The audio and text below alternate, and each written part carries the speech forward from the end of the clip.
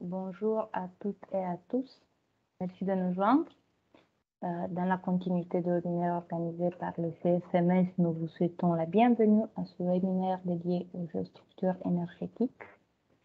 Relever le défi de la transition écologique et énergétique nécessite une prise de conscience immédiate, une modification sensible de nos comportements. Ça se traduit aussi dans les techniques utilisées dans le secteur du bâtiment, aujourd'hui le plus énergivore en France. 44% de la consommation énergétique française est destinée au bâtiment.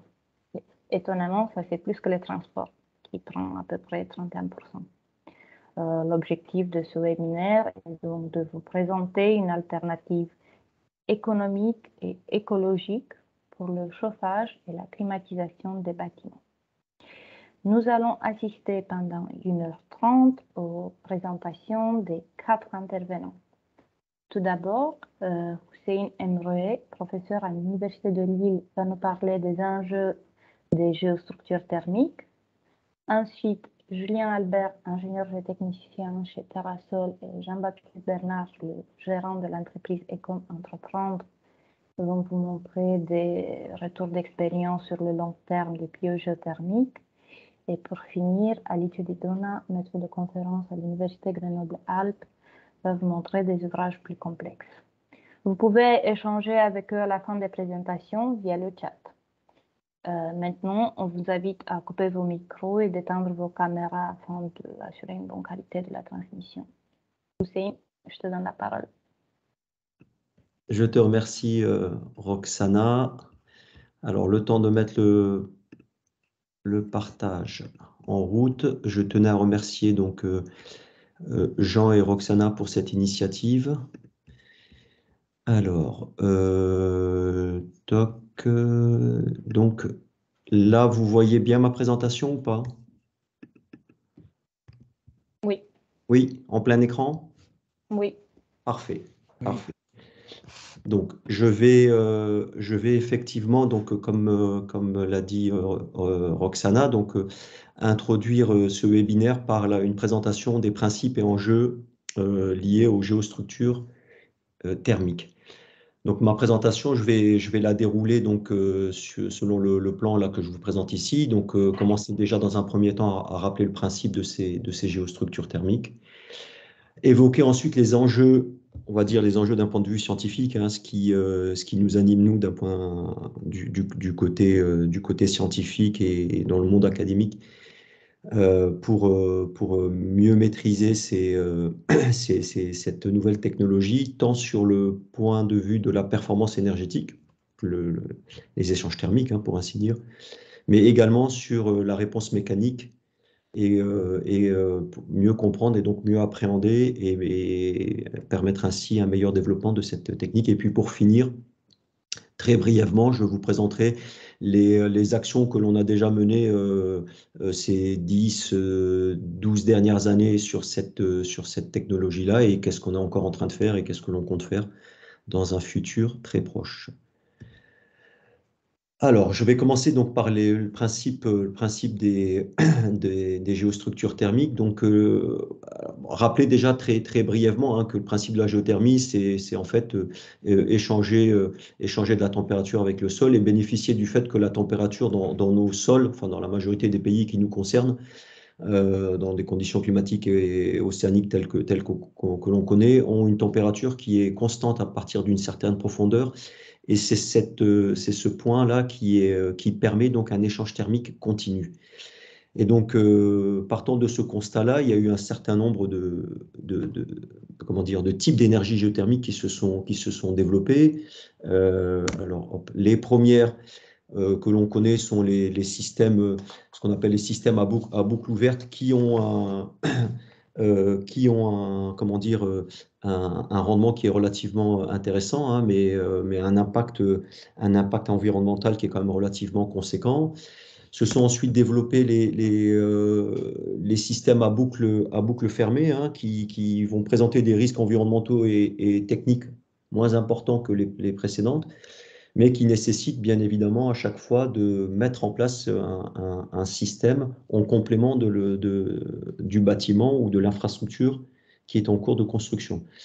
Et c'est dans ce cadre-là, justement, que les géostructures thermiques ont été développées, c'est-à-dire bénéficier du fait que on a dans certains ouvrages la nécessité donc de mettre en place des éléments de renforcement, de soutènement, que ce soit, enfin, on les verra tout à l'heure, mais un certain nombre d'éléments de structure enterrés dans le sol à plus ou moins faible à moyenne profondeur, et bénéficier de la présence de ces éléments de structure pour effectivement échanger de la chaleur avec l'environnement. Alors, dans, dans, dans le, comment dire, dans le développement de cette technologie, hein, de cette géostructure thermique, les premiers éléments qui se sont mis en place, ça a été donc les pieux, hein, une première expérience qui remonte un peu moins de 40 ans. Hein, donc on le voit sur la, je ne sais pas si vous voyez mon curseur ou pas, enfin on le voit sur l'image ici de gauche, hein, où on profite donc de la présence des cages d'armature des pieux pour venir insérer des tubes qui permettent justement, en faisant circuler un fluide caloporteur, donc d'échanger de la chaleur avec le sol. Ensuite, ont été mis en place ce qu'on appelle les ouvrages de soutènement, que ce soit les parois moulées, puis plus récemment donc les ouvrages de soutènement des tunnels, hein, avec les deux photos que je présente ici, où là effectivement on veut bénéficier, en plus de ce qui a été fait sur les pieux, bah, d'une surface d'échange, de contact avec le sol plus importante pour effectivement augmenter les rendements. L'avantage de ce système-là, enfin de l'utiliser en complément du rôle structural de ces éléments-là, c'est que ça permet, en fin de compte, de diminuer le coût, le coût d'ouvrage, hein, puisque le coût de l'installation, dans certains cas, n'excède pas le pourcent du coût global, et donc bénéficier d'échanges thermiques en plus des éléments qui, de toutes les façons, avaient un rôle mécanique donc, pour lequel ils étaient prédestinés, ben, ça permet du coup de réduire, de diminuer le coût global du projet. Donc l'intérêt, il est là. Après, ça soulève des questions parce que quand on regarde donc plus en détail le principe, donc comme je vous l'ai montré sur les photos précédentes, hein, on travaille en circuit fermé, hein, avec des tubes bien souvent en polyéthylène, en PE, qui sont intégrés dans les cages d'armature, enfin des éléments de structure. On fait circuler un fluide caloporteur et puis donc la chaleur peut être extraite du sous-sol pour répondre aux besoins de chauffage et de refroidissement des bâtiments. Il y a cette notion de réversibilité qu'avait évoqué Roxana. Et en raison de la température relativement stable du sous-sol, comme je l'ai dit, une température constante peut être maintenue dans le bâtiment tout au long de l'année, hein, en complément des systèmes classiques que l'on peut utiliser. Donc, en fin de compte, ce qu'il faut retenir ici, c'est que du coup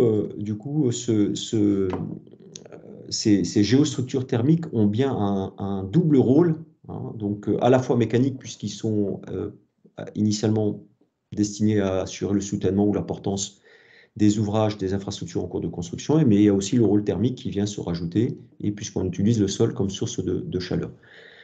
Et donc, forcément, quand on dit cela, hein, quand on voit donc ce système enfin, sur la photo ici, le principe de réversibilité, donc on voit bien qu'il y a des échanges des phénomènes physiques qui vont se mettre en place. Et si on veut rentrer un peu plus dans le détail de ces phénomènes physiques, hein, on va se retrouver avec principalement donc deux types de phénomènes à étudier. À la fois le problème d'un point de vue thermique, et puis également le phénomène d'un point de vue mécanique que je vais présenter donc juste après. Sur le plan thermique, alors effectivement, les phénomènes qui sont en jeu sont relativement complexes, hein, si on regarde dans le détail. Pour simplifier, on se base toujours sur l'exemple des pieux parce que c'est là où on a le plus d'illustrations et d'exemples, bien évidemment, mais ce que je présente ici est valable quel que soit le type de géostructure. On a des échanges thermiques qui ont lieu déjà au sein de la géostructure, hein, puisqu'on a des phénomènes de convection du fluide qui échangent de la chaleur donc, au sein, donc, par exemple ici, du pieu, hein, donc ce que j'ai mis en point 1. Et puis on a aussi de la conduction de chaleur le long de la géostructure, donc dans le béton, qui va forcément induire une réaction mécanique que l'on va aborder tout à l'heure. Donc ça, c'est le premier point. Et puis alors le deuxième point qui va intervenir, c'est que quand on est en présence donc d'écoulement souterrain, forcément donc on va avoir des phénomènes de transfert de chaleur un peu plus complexes, puisqu'on va avoir à la fois de la diffusion de cette chaleur dans les grains de sol. Donc c'est le phénomène de conduction que l'on va également retrouver dans le sol environnant sur une distance relativement proche autour de la géostructure. Et puis, en fonction des conditions hydrogéologiques, des conditions de nappe, enfin de vitesse d'écoulement de la nappe, on a également un phénomène d'advection qui peut apparaître au transport et donc qui va venir transporter la chaleur et qui va permettre, dans certains cas, de recharger le système pour justement lui permettre un fonctionnement pérenne à long terme. Ce que la littérature également nous indique ici et qui rend complexe le phénomène, c'est qu'en plus, pardon, ouais, donc ça c'était la figure sur la température constante, donc à partir d'une certaine profondeur. Je vais l'évoquer tout de suite après. Donc ce que la littérature nous dit également, en plus de ces phénomènes thermiques complexes que l'on doit prendre en compte, c'est que les sols peuvent être sujets à des, enfin les propriétés des sols peuvent être sujets à certaines variations du fait de la variation de température, ce qui est plus le cas pour les argiles que pour les sables. Donc c'est quelque chose qui éventuellement devrait être pris en compte dans les modèles numériques, notamment dans les lois de comportement que l'on va utiliser dans certains cas. Et puis, comme je vous le disais, on l'illustre ici, c'est que la température du sol, c'est pas non plus quelque chose de constant. On a des choses qui sont relativement complexes. En surface, on a des fluctuations de température saisonnales entre l'hiver, printemps, été, automne, etc. Et puis, on a une variation de température depuis la surface jusqu'en profondeur. Et puis, à partir environ alors, entre 6 à 10 mètres de profondeur, c'est dépendant des sites où l'on se trouve, on a une température qui est plus ou moins constante, autour de 10-15 degrés. En France, on est autour de 12 degrés, tel que la littérature nous indique. Et donc, sur cette partie où la température est constante, les enjeux sont peut-être plus simples à maîtriser. Sur la partie supérieure, c'est un peu plus complexe. Donc les modèles doivent également, donc, bien évidemment, prendre en compte tout cela. Alors ça, c'est donc le principe sur le plan thermique. Sur le plan de la mécanique, qu'est-ce qui se passe? Ben, il y a un certain nombre d'études qui ont été faites, qui remontent qui remontent déjà à un certain nombre d'années, que ce soit le PFL ou en Angleterre, à Lambeth College, pour étudier donc sur des essais in situ la réponse mécanique. Alors ici, c'était fait sur des pieux. Donc, je vais me baser également sur cet exemple-là, où, comme on le disait tout à l'heure, lorsqu'on a un phénomène de conduction de chaleur dans le béton, forcément, l'élément de structure, s'il y a une variation de température, il va donc réagir mécaniquement.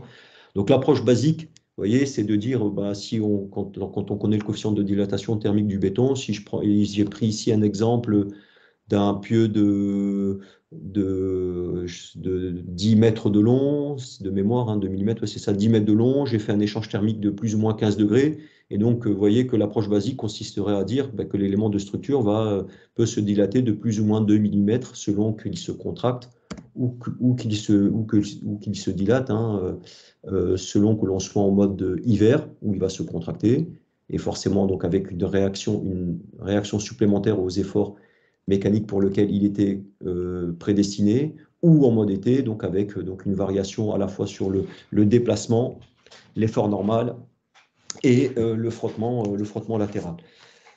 Alors bien évidemment, le phénomène en réalité mécanique est bien plus complexe, puisqu'on voit bien qu'on a des sollicitations thermiques qui sont non seulement transitoires, puisqu'il y a cet effet du temps, et puis également cyclique, puisque l'élément de la géostructure va à la fois se contracter, se dilater selon les variations de température. Donc le phénomène est complexe pour cette première condition-là. Les conditions limites également sur la géostructure influent considérablement. Tout à l'heure, quand j'en ai dit 2 mm, on a supposé que le pieu était libre en tête et à sa base, donc il est libre de se déformer. La réalité est autre. Donc forcément, là, l'étude mécanique de ces systèmes-là qui doit prendre en compte les conditions limites sont moins évidentes. Et puis, il y a bien évidemment ce que j'avais évoqué tout à l'heure avec l'écoulement l'écoulement et donc les phénomènes de panachage thermique, on a le couplage thermo-hydro et mécanique à prendre en compte quand on veut faire une étude avancée de ce problème-là. Donc une fois qu'on a présenté ce principe-là, on peut parler du coup, donc des enjeux liés à ces géostructures. Hein, donc on part du constat qu'effectivement, au jour d'aujourd'hui, donc bien que l'utilisation des géostructures thermiques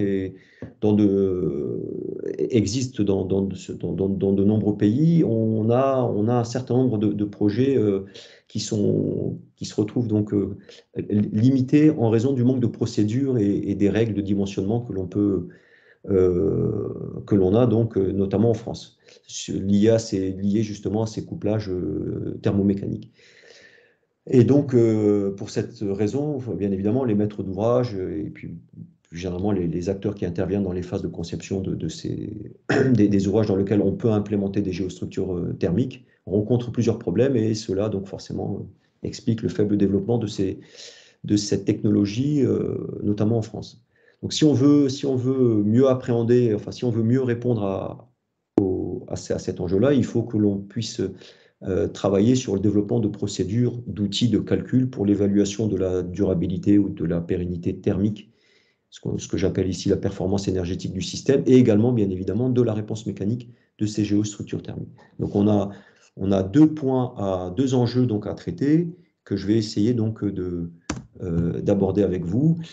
L'idée, c'est bien évidemment, si on fait tout ça, c'est qu'on a bien conscience que les géostructures thermiques sont intéressantes hein, de par leur facilité de mise en place, mais leur dimensionnement et conception et bien évidemment par la suite l'exécution doivent être optimisés. Et donc nos travaux de recherche doivent investiguer ces deux sujets. Sur le premier sujet de la performance énergétique, le calcul peut se faire à plusieurs échelles et doit intégrer plusieurs indicateurs. On a une première échelle qui est l'échelle ce qu'on appelle la macroéchelle, où on va étudier l'interaction, photo est un peu petite, je suis désolé, on va étudier l'interaction entre le bâtiment, la pompe à chaleur et le sol. Et puis on peut même, dans certains cas, lorsque c'est couplé à d'autres sources comme des panneaux photovoltaïques ou de l'éolien, intégrer cela.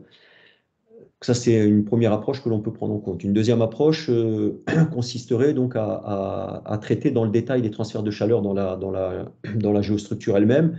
Donc là, il y a eu de nombreuses études qui ont été faites, où l'impact de la configuration de la géométrie des tubes que l'on met en place, les propriétés du fluide caloporteur, du béton a largement été étudié. Et à partir de cette étude-là, la chaleur échangée est calculée grâce à l'équation, donc c'est ce qu'on a ici, donc grâce à l'équation que je vous présente ici, qui dépend de la différence de température entre l'entrée et la sortie, hein, et ce qui permet donc de calculer donc l'énergie échangée. Et puis il y a la troisième échelle qui nous intéresse, qui va nous intéresser ici, c'est l'interaction entre la géostructure et le sol. Donc là, c'est ce qu'on appelle l'approche globale. Et donc, dans cette approche globale, on va prendre en compte l'interaction de tout ce que j'ai évoqué avec vous et on va considérer essentiellement pour l'étude de la variation de température dans la géostructure dans le sol, on va considérer donc l'impact de l'écoulement des eaux souterraines autour de la géostructure. Et là, dans cette problématique-là, la littérature, elle est relativement déficiente, notamment en termes de recommandations et de conception et d'abac. Donc, c'est autour de ça que l'on a développé un certain nombre de choses. Donc, ici, je vous présente quelques études récentes qui ont été faites. Donc, alors, pourquoi le problème ici thermique est complexe? Parce qu'il faut qu'il prenne en compte, bien évidemment, la complexité du site, hein, de la géométrie, d'études. Est-ce qu'on fait une étude 2D? Est-ce qu'on fait une étude 3D? On voit bien que dans le cas d'une étude 3D, si je prends ici par exemple le cas de parois moulées géothermiques, considérer un modèle 2D, c'est négliger. Alors, je ne sais pas si je peux mettre en place le curseur. Non. Curseur. On voit Est-ce ton possible? curseur, hein. Ah, vous voyez mon curseur, pardon, autant pour moi. Donc, vous voyez, c'est négliger donc du coup les échanges de chaleur que l'on peut avoir sur cette paroi qui est du coup parallèle à l'écoulement si on avait un écoulement qui allait de la gauche vers la droite, par exemple.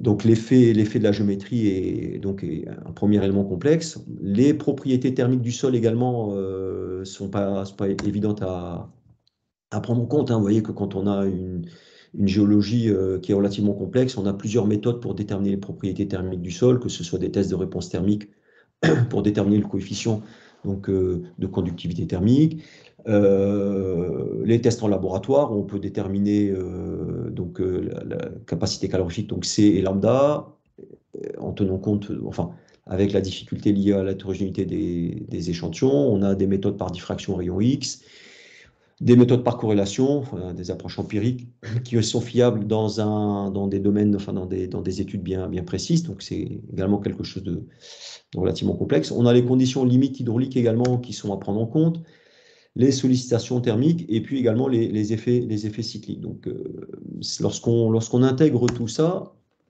va se poser du coup la question de comment je peux évaluer l'énergie échangée entre la géostructure et le sol environnement, puisque c'est ce qui est en fait à ce niveau-là donc l'indicateur clé pour discuter de l'efficacité et de la pérennité ou de la durabilité de ce structure-là. Donc la prise en compte de la présence d'un écoulement lorsqu'il existe réellement, son intensité, sa direction est quelque chose qui est crucial et que l'on doit prendre en compte.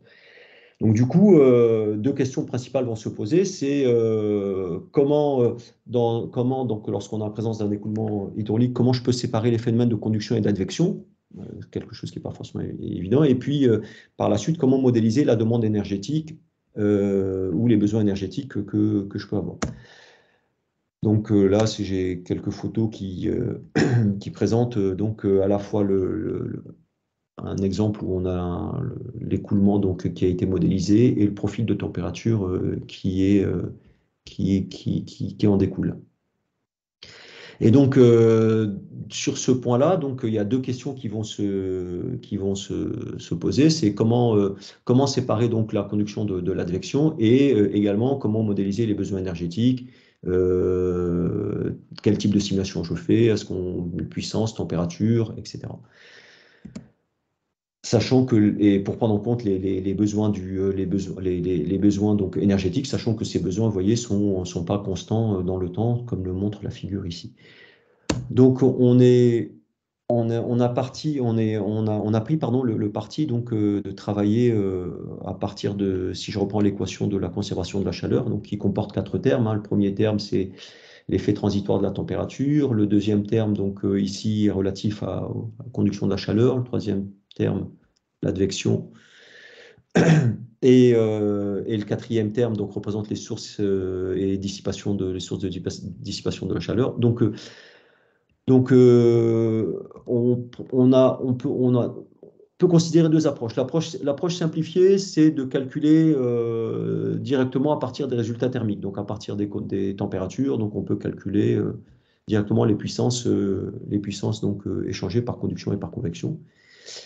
Et ce que j'appelle l'approche améliorée ou l'approche un peu plus poussée, hein, c'est de considérer donc le flux de chaleur qui est un terme donc qui apparaît ici en divergent et si on prend des théorèmes, enfin si on utilise le théorème d'Ostrogarsky qui permet donc de simplifier le terme sur le flux, on arrive en fin de compte à séparer à la fois donc le flux donc induit par la conduction de celui induit par la convection et donc de pouvoir calculer la part d'advection par rapport à la part de conduction que l'on peut avoir quand on a un échange de chaleur en présence d'un écoulement, ce qui permet de mieux maîtriser les choses. Donc c'est dans ce contexte-là qu'on a fait un certain nombre d'études, dont je ne vous montrerai pas les résultats puisqu'on est limité dans le temps. Sur le deuxième enjeu, donc lié à la réponse mécanique des géostructures, là pareil, on va retrouver les mêmes les mêmes complexités, hein, bien évidemment, géométrie 2D, 3D, qu'est-ce qu'on prend en compte, enfin, est-ce qu'on prend en compte le comportement 2D ou le comportement 3D? La sollicitation mécanique que l'on va considérer sur la géostructure, hein, par exemple, pour les pieux, jusqu'à présent, on considère uniquement des descentes de charge verticales où on étudie, on regarde l'impact de l'échange de chaleur sur le comportement axial des pieux, mais dans certaines configurations, les pieux peuvent être sollicités également avec des composantes horizontales, et donc on a des combinaisons de sollicitations qui peuvent impacter le comportement mécanique enfin, de la géostructure, donc des choses également à prendre en compte.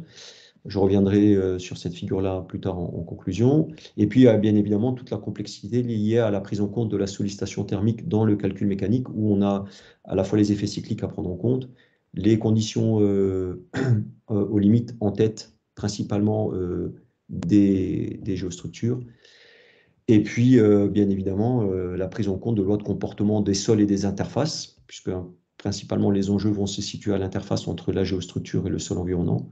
Et dans le cas où on a des phénomènes de conduction et d'advection et des propriétés de sol qui évoluent en fonction de la température, des lois de comportement qui doivent intégrer tout ça. Donc, les problèmes ne sont pas forcément simples à résoudre. Et c'est sur ces aspects-là que l'on travaille. Si je reviens tout simplement sur les sollicitations thermiques là, que je vous disais, vous voyez, ici, enfin, nous à Lille, hein, sur la thèse une thèse récente qui a été soutenue, on a considéré différents scénarios pour la sollicitation thermique. Le premier scénario, c'est celui où on suppose que on ne tient compte que de la conduction au sein de la géostructure, enfin ici d'un pieu, où on va donc prendre en compte uniquement une variation uniforme de la température dans le pieu, donc entre un réchauffement et un refroidissement, et donc des températures constantes, et rien dans le sol, pas de phénomène de conduction ni d'advection, rien du tout. Et puis, ça c'est le scénario le plus simple, hein. Le scénario un peu plus sophistiqué qu'on avait appelé TS1, Thermal Solicitation 1 et Thermal Solicitation 2, c'est celui où on prend en compte, en plus de la variation de température dans la géostructure, là où on prend en compte donc la conduction de chaleur dans le sol environnement, soit par des signaux, soit en supposant donc une sollicitation constante également dans le sol, ou en tenant compte ce qu'on appelle d'une phase de relâchement, hein, où on arrête de solliciter thermiquement quand la consigne de température est atteinte. Donc on a une phase de relâchement avant le changement de cycle, hein. Et puis on a un troisième scénario où là on est un peu plus proche de la réalité, où on a pris en compte un scénario de variation de température sinusoïdale pour regarder donc comment la réponse mécanique peut se produire. Et ce qui est intéressant, alors les conditions en tête également étaient prises en compte, ça je l'avais dit, et ce qui est intéressant, c'est qu'effectivement, selon les scénarios que l'on considère, on voit bien que les effets induits ici, donc dans le cas d'un pieu, sont fortement dépendants donc, de la sollicitation thermique, hein. On voit bien que le choix de la variation de température est quelque chose de primordial. Et on se rend compte, par exemple, quand on prend les scénarios le plus sophistiqués, on se rend compte qu'au-delà du 6e cycle, il ne se passe quasiment plus rien dans la géostructure, et que c'est là où on a les phénomènes induits les plus faibles par rapport aux autres scénarios de sollicitation, aussi bien sur les déplacements que sur l'effort normal induit dans la géostructure, ce qui permet, donc en plus, quand on travaille sur ces scénarios un peu plus évolués, ce qui permet d'apprécier la sécurité de l'ouvrage. Bien évidemment, on a d'autres aspects qui ont été pris en compte ici, c'est-à-dire regarder également, comme je le disais, l'effet des conditions limites sur ces résultats-là. C'est pas ici, enfin, c'est pas opportun de le présenter ici parce qu'on est limité, mais ce sont des choses que l'on sait faire. Alors, une fois qu'on a présenté tout ça, qu'est-ce qu'on fait? Est-ce qu'on dit qu'il faut travailler uniquement avec des modèles complexes et donc limiter donc l'usage de ces outils-là, ou est-ce qu'on essaie de travailler sur des modèles un peu plus simplifiés? Alors bien évidemment, l'objectif pour nous, en partenariat avec les collègues ici présents, hein, notamment Roxana, c'est de dire, en partant de ces approches globales 3D, en prenant en compte toutes les complexités que j'ai citées, c'est d'arriver à développer, à travailler sur des modèles d'ingénierie qui sont plus simples d'utilisation, mais qui pour autant peuvent prendre en compte tout ce que l'on peut observer, tout ce que l'on peut mettre en place dans des modèles 3D complexes. Donc, ce sont des choses qu'on a déjà commencé à faire dans le cadre d'une sollicitation purement axiale dans les pieux. Et il nous faut maintenant élargir ça à des ouvrages plus complexes. Et donc voilà, donc tout ce que je vous ai présenté ici, c'est comme je le disais, nous, ça fait une dizaine d'années qu'on travaille sur ces géostructures. On a commencé en 2010-2011, première ANR GECO avec Jean-Baptiste Bernard en 2011. On a deux thèses, on a encadré, enfin il y a eu deux thèses qui ont été menées à Lille.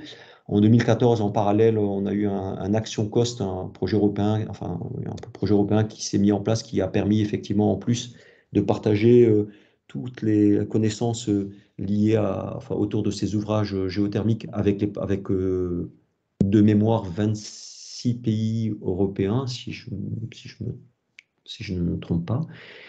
On ne s'est pas arrêté là, hein, puisque bien évidemment, on a continué à développer des choses. Alors, je ne les ai pas mis dans l'ordre, mais enfin, je les ai mis dans l'ordre de ce qui a été obtenu et de ce qui était en cours. Donc, en 2022, là, très récemment, on a reconduit une action au cost, un projet européen avec des partenaires. Là, on est un peu plus nombreux, on est 36 pays. Ce projet a été retenu et donc on continue à travailler sur l'intégration de ces géostructures thermiques euh, pour des configurations plus complexes telles que je les ai évoquées avec vous, donc avec nos partenaires.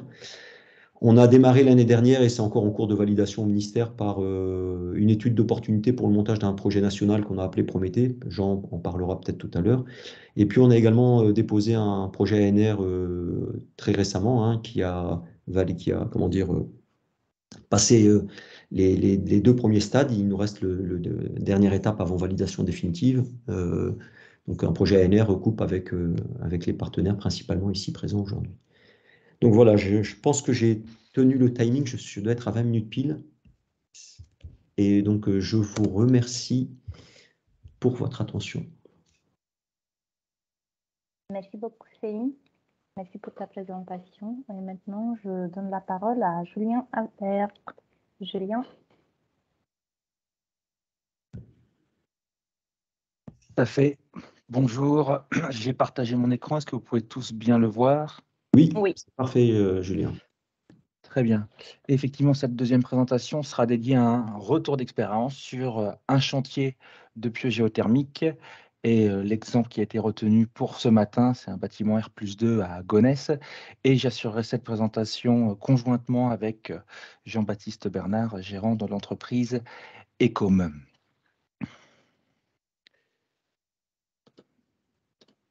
Voilà, donc le sommaire sera très simple, la présentation ne permet pas de s'appesantir. Donc d'abord, on présentera de façon générale le cas qui sera présenté.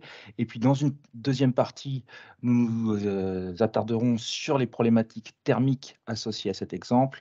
Et puis dans une troisième et dernière partie, nous regarderons les problématiques mécaniques associées à ce retour d'expérience. Jean-Baptiste, je ne sais pas si tu veux présenter rapidement l'ouvrage.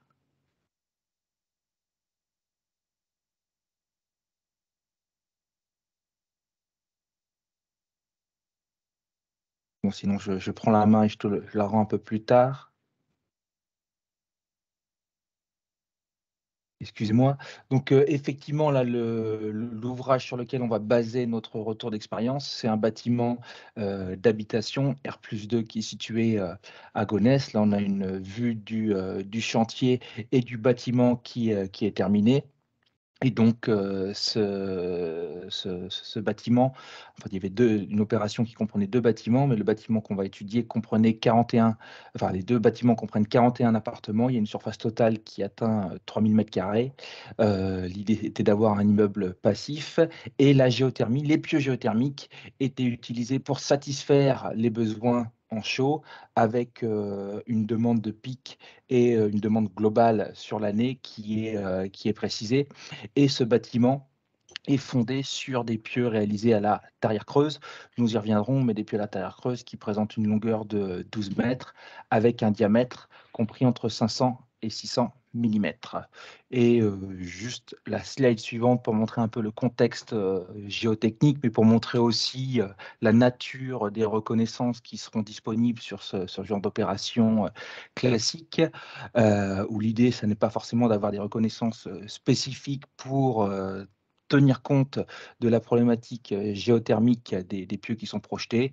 Donc malheureusement, là, la vue en plan du bâtiment est très grisée, mais on peut reconnaître la forme des bâtiments qu'on voyait sur la diapositive précédente.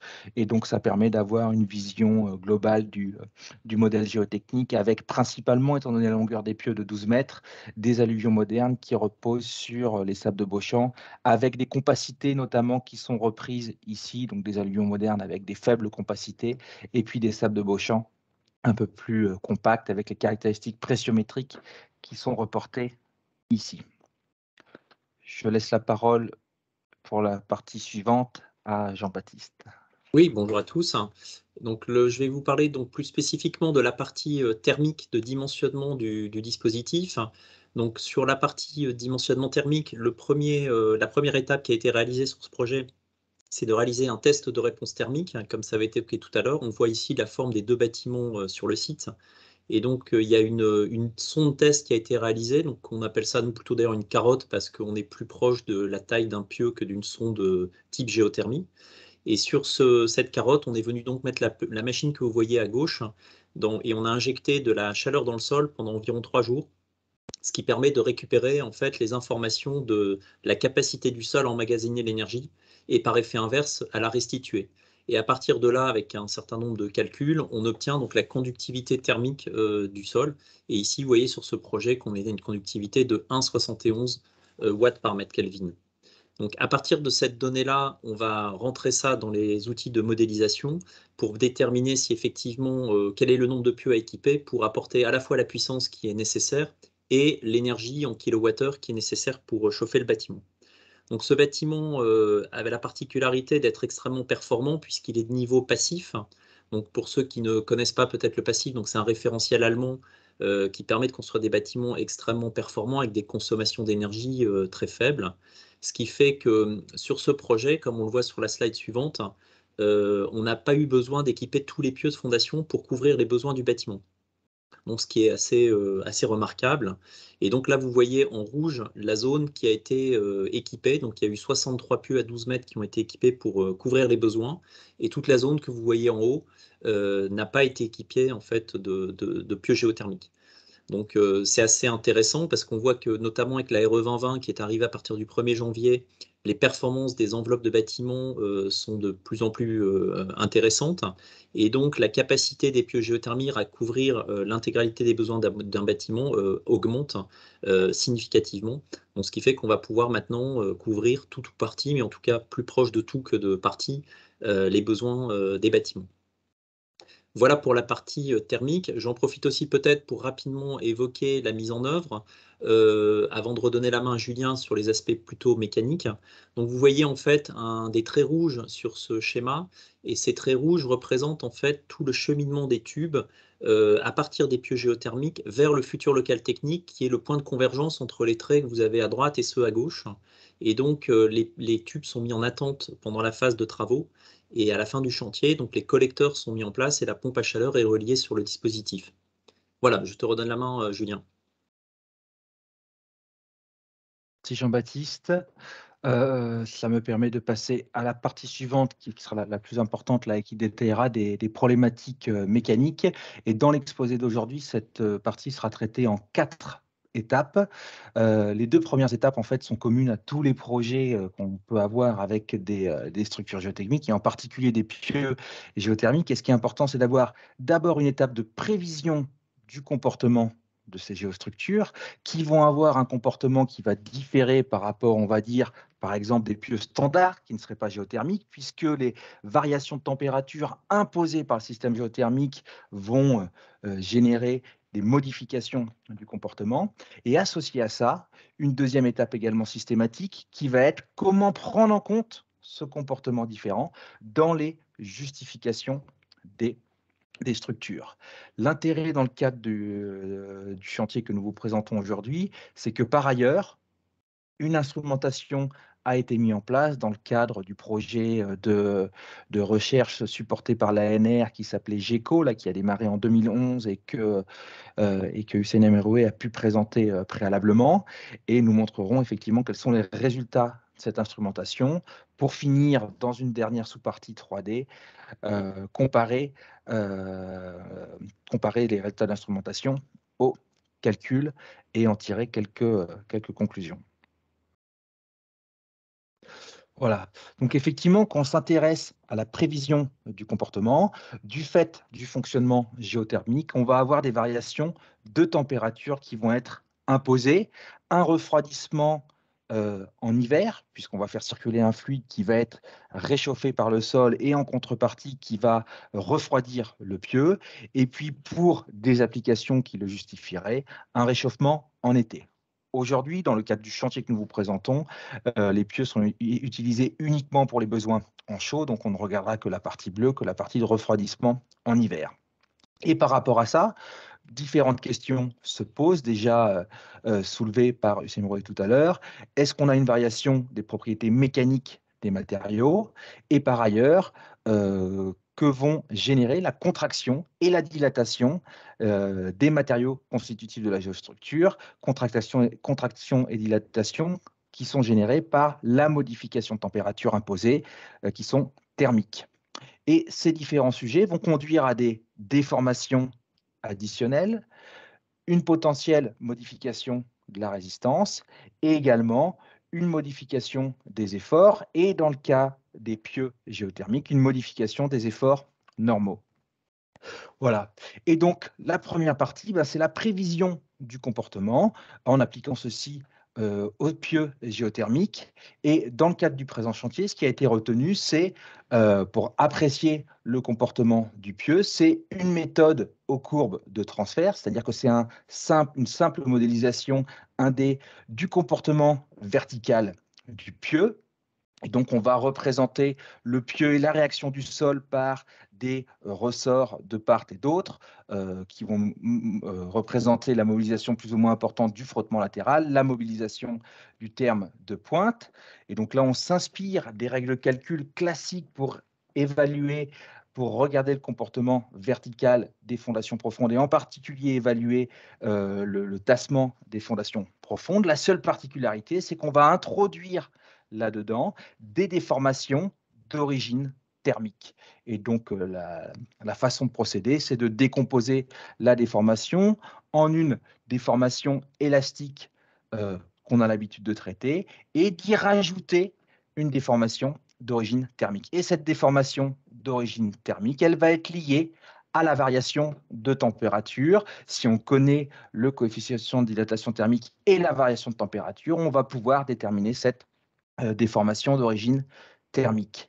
Alors bien sûr, dans les calculs, après, il faut faire des hypothèses sur la variation de température, sur la constance ou non de la variation de température. Ici, les calculs sont menés en supposant que la température est constante dans le pieu. Il y a beaucoup de réserves par rapport à ces hypothèses de modélisation. Néanmoins, cette méthode a montré sa capacité à reproduire les différentes expérimentations qui ont pu être faites, d'une part en vraie grandeur, expérimentation déjà citée tout à l'heure par Hussein Meroueh, notamment menée par le PFL et en Angleterre à la fin des années 2010. À la fin des années 2000, pardon. Voilà. Par rapport aux différents phénomènes qu'on a pu citer préalablement, pardon, je me permets de revenir sur la diapositive précédente. Un sujet qui se pose est la variation des propriétés thermiques des matériaux. Dans les domaines de fonctionnement des géostructures énergétiques telles que les pieux présentés ici, où le liquide qui circule dans les pieux va avoir une température finalement qui est peu différente de celle du sol, qui va avoir une température au maximum qui est comprise entre 0 à 35 degrés, on peut considérer qu'il n'y a pas de modification des propriétés mécaniques liées au changement de température. Et cela est validé par les expérimentations disponibles. Et puis par ailleurs, là on voit qu'on est en train de représenter les choses qui se passent pour un pieu. Dans le cadre du présent projet, on n'avait pas un pieu, mais une soixantaine de pieux qui étaient géothermiques. Et cela a conduit à développer un outil permettant de traiter de façon efficace un certain nombre de pieux d'un ouvrage, et cet outil s'appelait Piter pour calculer pour modéliser les pieux sollicités thermiquement. Voilà.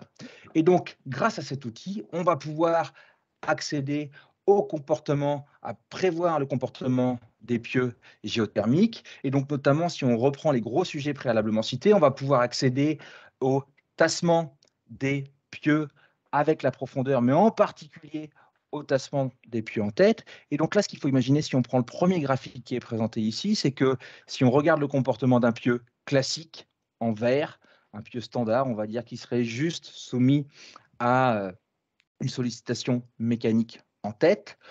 Une fois qu'on a mis le poids du bâtiment sur ce pieu, que se passe-t-il si on vient refroidir le pieu? Eh ben, on va avoir contraction du matériau béton du pieu et on va avoir un tassement additionnel, en particulier en tête du pieu. Et réciproquement, si on venait chauffer le pieu, on va avoir dilatation du matériau du pieu et la tête du pieu va remonter. Voilà. Donc là, déjà, on a un élément de tassement qui est important à considérer. Ce qui va être également important, c'est de regarder que le matériau constitutif du pieu n'est pas endommagé par le fonctionnement géothermique. Parce qu'en effet, du fait du terrain qui est présent autour du pieu, au niveau du frottement, sous la base du pieu, mais également du fait que le pieu n'est pas tout seul, mais qu'il est connecté à d'autres pieux ou à d'autres éléments de la structure, on va avoir également un fretage en tête généré par le fait que le pieu n'est pas tout seul, pas isolé, mais en relation avec les autres éléments de la structure qui vont se comporter de façon différente. Et de ce fait-là, on va avoir une variation d'effort normal dans le pieu. Là encore, on a l'état initial en vert qui est représenté. Si on vient refroidir le pieu, le béton va chercher à se contracter et on va avoir une diminution de l'effort normal dans le pieu. A contrario, si on vient chauffer le pieu, le béton cherche à se dilater, mais il est contraint par le sol et on va avoir une augmentation de l'effort normal. Donc là, c'est l'effort normal absolu qui est représenté sur ce premier graphique de gauche, et c'est la variation uniquement qui est représentée sur le graphique de droite en fonction de la profondeur. Donc là, l'idée, c'est de vérifier qu'avec cette variation contrainte, on a toujours, du point de vue structural, des sections de pieux, des sections de béton en particulier, qui sont vérifiées.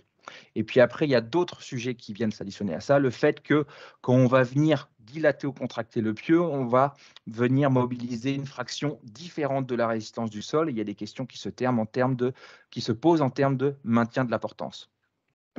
Voilà sur ce graphique-là, sur cette diapositive-là. Et donc, l'idée, une fois qu'on est capable de prévoir le comportement, c'est qu'est-ce qu'on en fait? On a calculé les tassements. L'idée, c'est de vérifier que, de ce point de vue-là, on ne dépasse pas les critères en termes d'état limite de service du pieu. Et puis, par ailleurs, on a estimé des variations d'efforts structuraux dans les pieux. Ben, l'idée, c'est de vérifier que ces efforts restent acceptables. Et après, ces vérifications-là font appel à des états limites ultimes et en France, à des états limites de service. Et puis après, on a également une modification de la fraction de la portance qui est mobilisée. Et ça amène à regarder également les choses en termes de LU et de LS. Après, il y a d'autres sujets sur lesquels nous ne rentrerons pas en détail, mais ces variations de mobilisation de la résistance peuvent représenter une fraction importante du comportement, on va dire, statique. Et donc, dans certains cas, des problématiques cycliques peuvent se poser.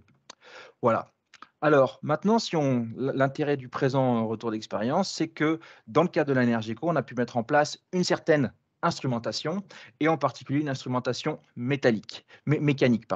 L'idée a été d'instrumenter deux pieux. Et ce qui a été intéressant, c'est qu'un premier pieu géothermique a été instrumenté, qui est le numéro 71, dont on voit la position ici sur le graphique, et puis un deuxième pieu numéro 65 a été également instrumenté. Et pour différentes raisons, ce pieu-là, qui était initialement prévu géothermique, finalement, n'a pas été utilisé dans l'exploitation du bâtiment. Voilà, il y a eu quelques pieux dont il était prévu de les instrumenter, finalement dont il était prévu qu'ils fonctionnent géothermiquement, finalement n'étaient pas efficients. Et cela n'a pas remis en cause le fonctionnement global thermique du bâtiment parce que, de toute façon, dans le dimensionnement thermique, il y a toujours un certain pourcentage de perte qui est considéré.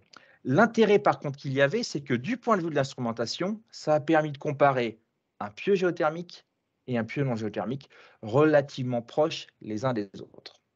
Et donc, pour instrumenter ces pieux, ce qui a été retenu, c'est des capteurs à cordes vibrantes pour mesurer la déformation verticale.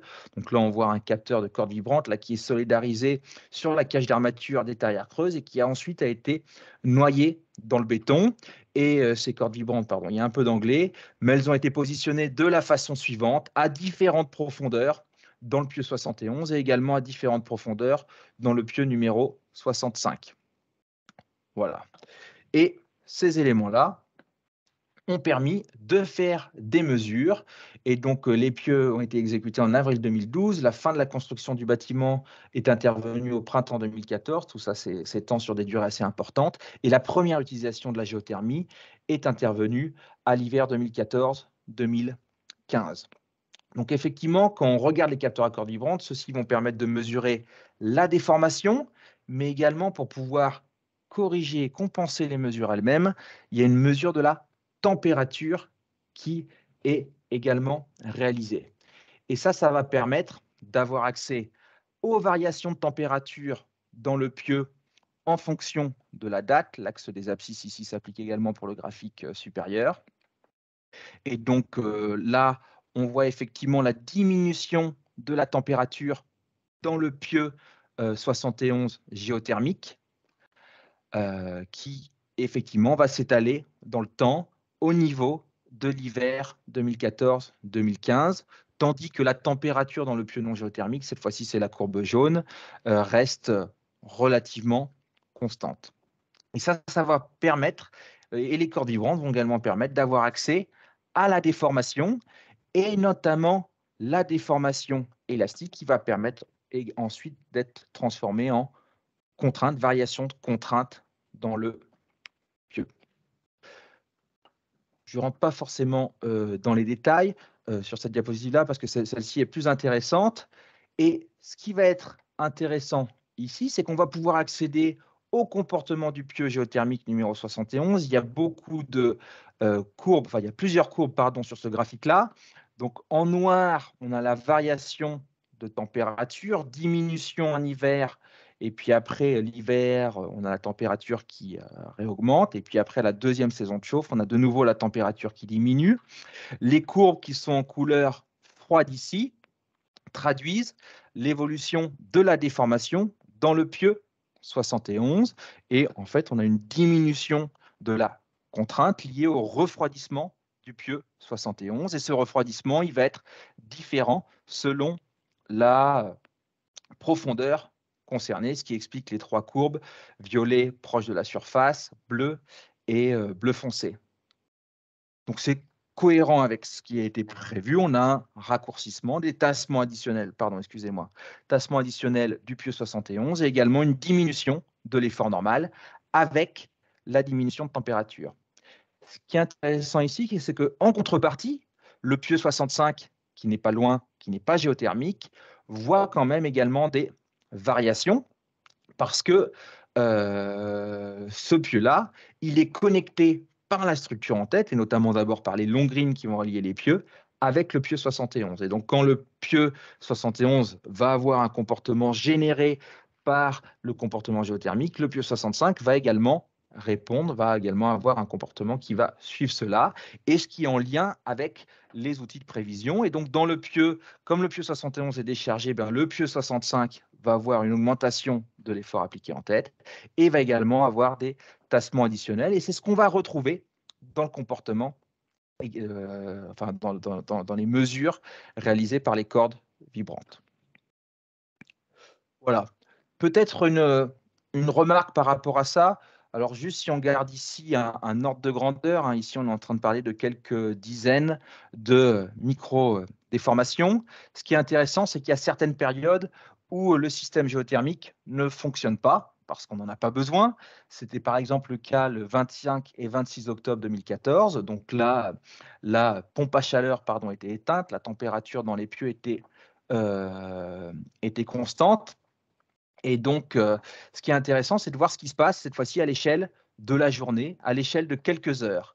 Et donc, les courbes sont toujours présentées de la même façon. C'est juste que cette fois-ci, le trait noir, ça n'est plus la température dans les pieux, comme sur les diapositives précédentes, mais cette fois-ci, c'est la température extérieure. Donc là, c'est la température extérieure. Et ce qu'on voit également, c'est que la réponse des pieux va suivre également cette température extérieure. Alors, on a changé un peu d'ordre de grandeur. Là, on est en train de parler de quelques micro-déformations, donc c'est plus faible que ce qu'on avait préalablement avec la variation de température dans les pieux, mais on voit que les pieux, la déformation et donc les contraintes dans les pieux va suivre avec un certain déphasage la température extérieure. Et puis après, on peut même représenter ça en fonction des heures lors de ces 2 jours du 25 et 26 octobre, voir comment la contrainte dans les pieux augmente. Ce qui est important également, c'est de montrer que certes, la géothermie a des effets, mais que déjà les ouvrages réels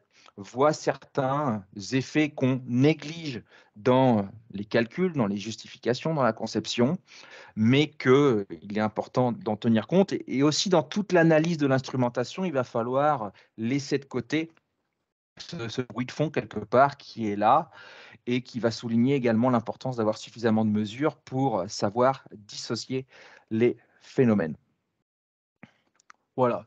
Et après, d'autres façons de représenter la même chose, c'est de montrer comment vont évoluer la déformation dans les pieux au fil des différents épisodes de sollicitation. Donc là, on avait le premier hiver 2014-2015. Donc au fur et à mesure que la température dans les pieux diminue, ici, eh ben, on a effectivement apparition de traction dans les pieux. Et puis, ben, à la fin de l'hiver, quand on arrête d'utiliser les pieux, la température réaugmente. Et donc, on a quelque chose qui revient peu ou prou à l'état naturel.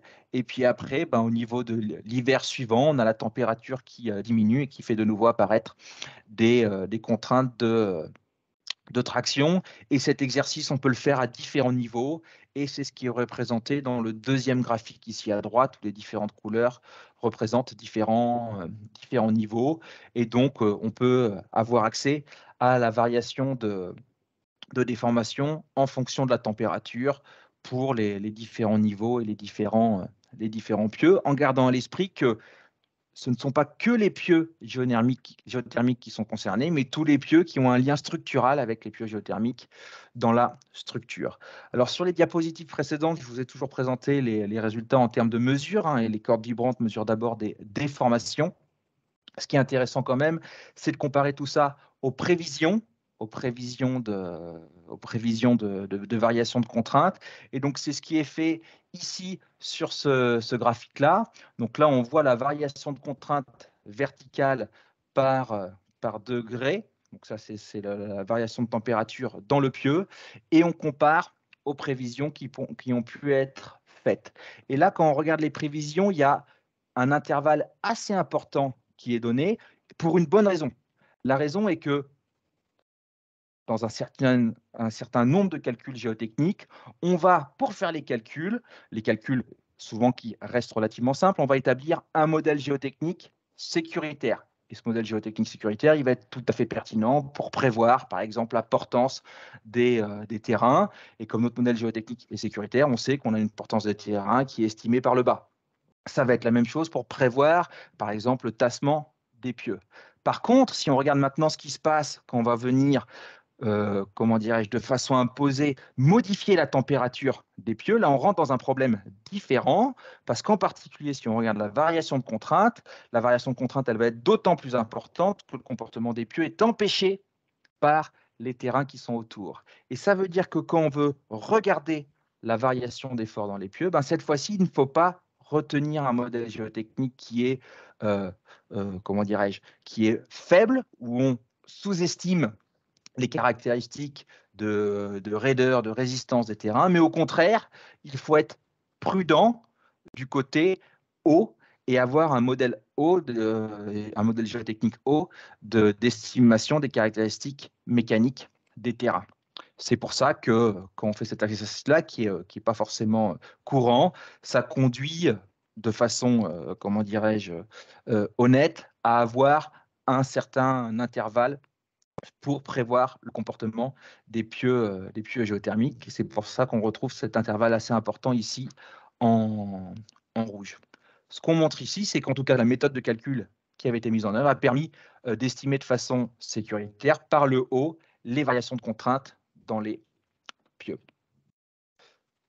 Je pense qu'on a tenu vraiment les 30 minutes à partir du démarrage, juste pour dire que les différents éléments qui ont été évoqués ici ont été cités dans un guide élaboré conjointement par le CFMS Syntec Ingénierie et Sofrance FNTP, guide tri-tête de la conception aussi bien énergétique ou thermique que mécanique, mais qui traite également de l'exécution des géostructures thermique et qui date de janvier 2017, qui est accessible sur le site du CFMS. Merci beaucoup, Julien. Merci beaucoup, Jean-Baptiste. Effectivement, vous êtes très bien encadré dans le temps. Et maintenant, je vais passer la parole à Alice. Bonjour. Je vais partager mon écran.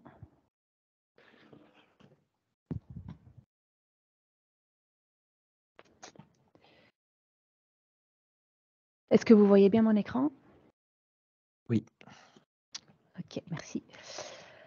Oui, alors, comme a été dit initialement dans l'introduction, je vais continuer un peu sur ce sujet, mais je vais parler en particulier des ouvrages un peu plus complexes qu'on peut utiliser avec la même technologie liée à la géothermie.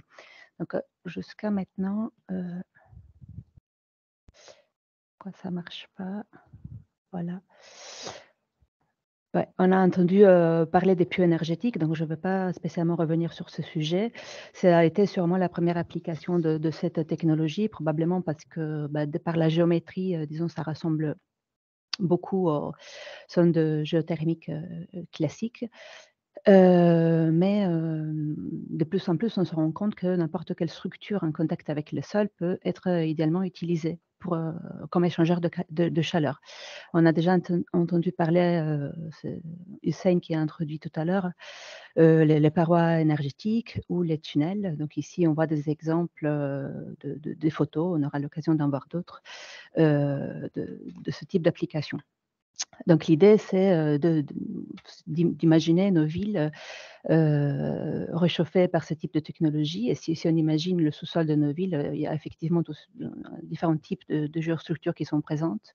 Donc pourquoi pas, vu qu'on les réalise de toute façon, pourquoi pas les utiliser effectivement comme source de chaleur ou comme moyen aussi pour refroidir nos bâtiments. Donc ici, c'est une photo qui est prise sur le site web d'une start-up qui est développée par les PFL en Suisse et qui sont en train de réaliser différents projets de ce type. Donc, si on vient un petit peu à l'évolution de ce type de technologie, ici, c'est une image qu'on a publiée en 2020 sur la Revue française de géotechnique qui montre le nombre d'applications de la technologie dans les différents pays et au fur et à mesure des années. Donc ici, ce que je veux dire, c'est que ce que je voulais montrer, c'est qu'en rouge, on voit les pieux et puis on voit en orange et en jaune les parois et les tunnels énergétiques. Donc, c'est clair que les pieux n'ont pas été seulement la première application, mais aussi la plus diffusée. Mais donc, à l'occasion de ce séminaire, j'ai voulu essayer de mettre un peu à jour cette image en ce qui concerne les parois et les tunnels. Donc, je ne suis pas sûre d'avoir tous les cas d'études, surtout pour ce qui concerne les parois. Pour les tunnels, je pense que le graphique que vous voyez ici inclut plus ou moins toutes les applications actuelles. Donc, on voit dans les différents pays et on voit aussi que la courbe est en train d'augmenter au fur et à mesure des années aussi pour ce type d'application, disons, un peu plus complexe. Donc, pour citer quelques exemples, parce qu'on ne parle pas seulement de théorie, mais des exemples pratiques, ici, c'est par exemple un projet qui est mené en Roumanie par notre collègue Iulia Prodan et en collaboration avec une entreprise qui s'appelle Thermoline. Donc, eux, ils sont très actifs en Roumanie. C'est un des projets qu'ils sont en train de développer, mais ce n'est pas le seul, où on voit qu'ils sont en train effectivement de réaliser des parois énergétiques. On a aussi un exemple à Turin, c'est le Politecnico de Turin qui est en train de réaliser un parking souterrain qui inclut 172 parois énergétiques de 17 mètres de profondeur. Et dans ce projet, la chaleur sera utilisée pour réchauffer, par exemple, des bâtiments de l'université. Donc ça, c'était pour quelques exemples récents d'installation de parois énergétiques. On a aussi des tunnels. Donc j'ai appris récemment que le tunnel de Londres, le Crossrail Tunnel, à Londres, qui a été présenté en 2014 dans cet article que je cite ici, a été réalisé. Je l'ai découvert très récemment et qui va être inauguré ou a été inauguré cette année. Donc, c'est un cas réel de tunnel équipé avec ce système d'échange de chaleur. Ici, c'est un autre exemple en Allemagne. Je ne vais pas rentrer dans tous les détails, j'ai mis les références ici. Donc, c'est pour dire qu'il y a effectivement un certain intérêt qui se développe de plus en plus dans différents pays pour ce type d'application. Dernier cas que je mentionne ici, c'était la nouvelle ligne de métro à Turin, d'une part parce que c'est ma ville d'origine, donc c'est un projet qui m'intéresse particulièrement. Donc ça n'a pas encore été réalisé, mais c'est en phase de conception définitive. Ça inclut 10 km de tunnels thermoactifs et dans le projet, ce qu'on prévoit, c'est d'activer également certaines gares de la ligne de métro. En particulier, si ça vous intéresse, ça va être présenté dans un short course qu'on organise dans le cadre de la conférence IACMAC. Ce sera le 30 août à Turin. Et dans le cadre de ce cours, les détails de ce projet seront présentés.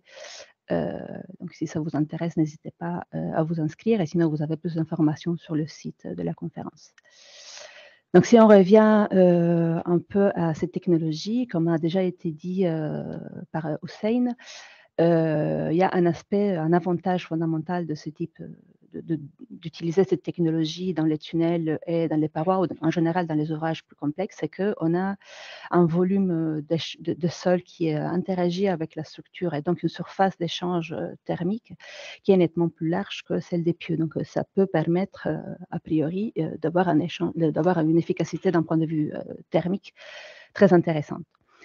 Bien sûr, ça c'est le point positif principal, mais il y a différents autres aspects à prendre en compte, en plus de toutes les difficultés qui ont été mentionnées dans les présentations précédentes. La première, c'est qu'on n'a pas uniquement un échange avec le sol qui se trouve tout autour de l'ouvrage, mais aussi avec l'air à l'intérieur. Donc, est-ce que c'est un avantage ou un désavantage? Dans tous les cas, il faut le prendre en compte. Donc, même dans les modèles, il faut faire des choix de prise en compte de cet aspect. Bien sûr, si on imagine un tunnel, par exemple une ligne de métro qui passe sous une ville, plus le volume de sol avec lequel on interagit est grand, plus on a des chances d'avoir une stratigraphie très hétérogène et différente, donc ça qui peut quand même, bien sûr affecter les résultats d'un point de vue d'échange thermique, mais aussi mécanique. Il se pose aussi des problèmes en termes d'utilisation de la chaleur. Donc, c'est pour ça les tunnels de métro sont sûrement une application très intéressante. Les tunnels en montagne, par exemple, souvent, la question est comment est-ce qu'on peut utiliser ensuite cette chaleur. Il y a une problématique aussi liée à l'échelle urbaine. Donc, par exemple, interaction entre différentes installations. Si j'active un tunnel d'une ligne de métro, par exemple, dans une ville, et j'ai des pieux énergétiques à côté, est-ce que les deux systèmes vont interagir et donc est-ce que ça a un impact sur l'efficacité? Et puis sûrement, j'ai pu le voir, je vous en parlais tout à l'heure, juste après, il s'agit très souvent de chantiers assez complexes. Donc je ne dis pas que les pieux sont des chantiers forcément toujours faciles, mais effectivement un tunnel peut présenter différentes complexités.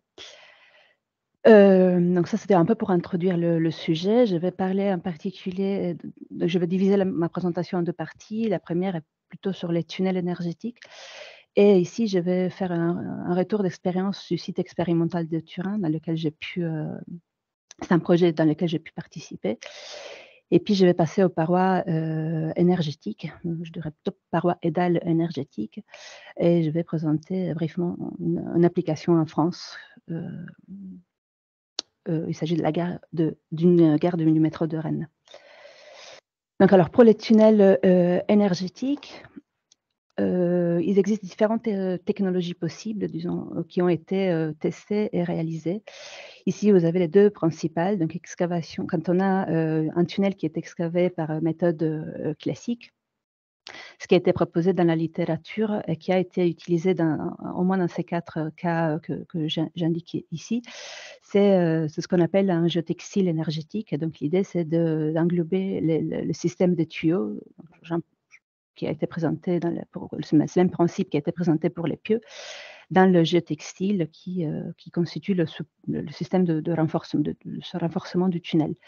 Donc ce système a été réalisé dans différents cas. Donc les 3 que j'indique ici sont simplement ce sont des tests, disons qui ont été réalisés. Le premier ici, à ma connaissance, est un cas opérationnel toujours actif en Autriche, donc dans lequel le système est réellement utilisé. On a aussi le cas des tunnels excavés par tunneliers, dans lesquels donc le système de renforcement est fait de voussoirs qui sont mis en place par le tunnelier lui-même. Et on voit une photo ici. Donc dans ce cas, il s'agit d'équiper le voussoir avec le circuit de tubes, donc, en attachant le système de tubes à la cage d'armature. Donc ce système a aussi été réalisé dans différents cas que vous voyez ici. Encore une fois, ce sont des cas opérationnels. Donc en Autriche, celui dont je parlais tout à l'heure en Angleterre, celui de l'Allemagne. Et c'est ce système-là que nous avons implémenté dans un site expérimental que je vais présenter par la suite, dans le tunnel du métro de Turin.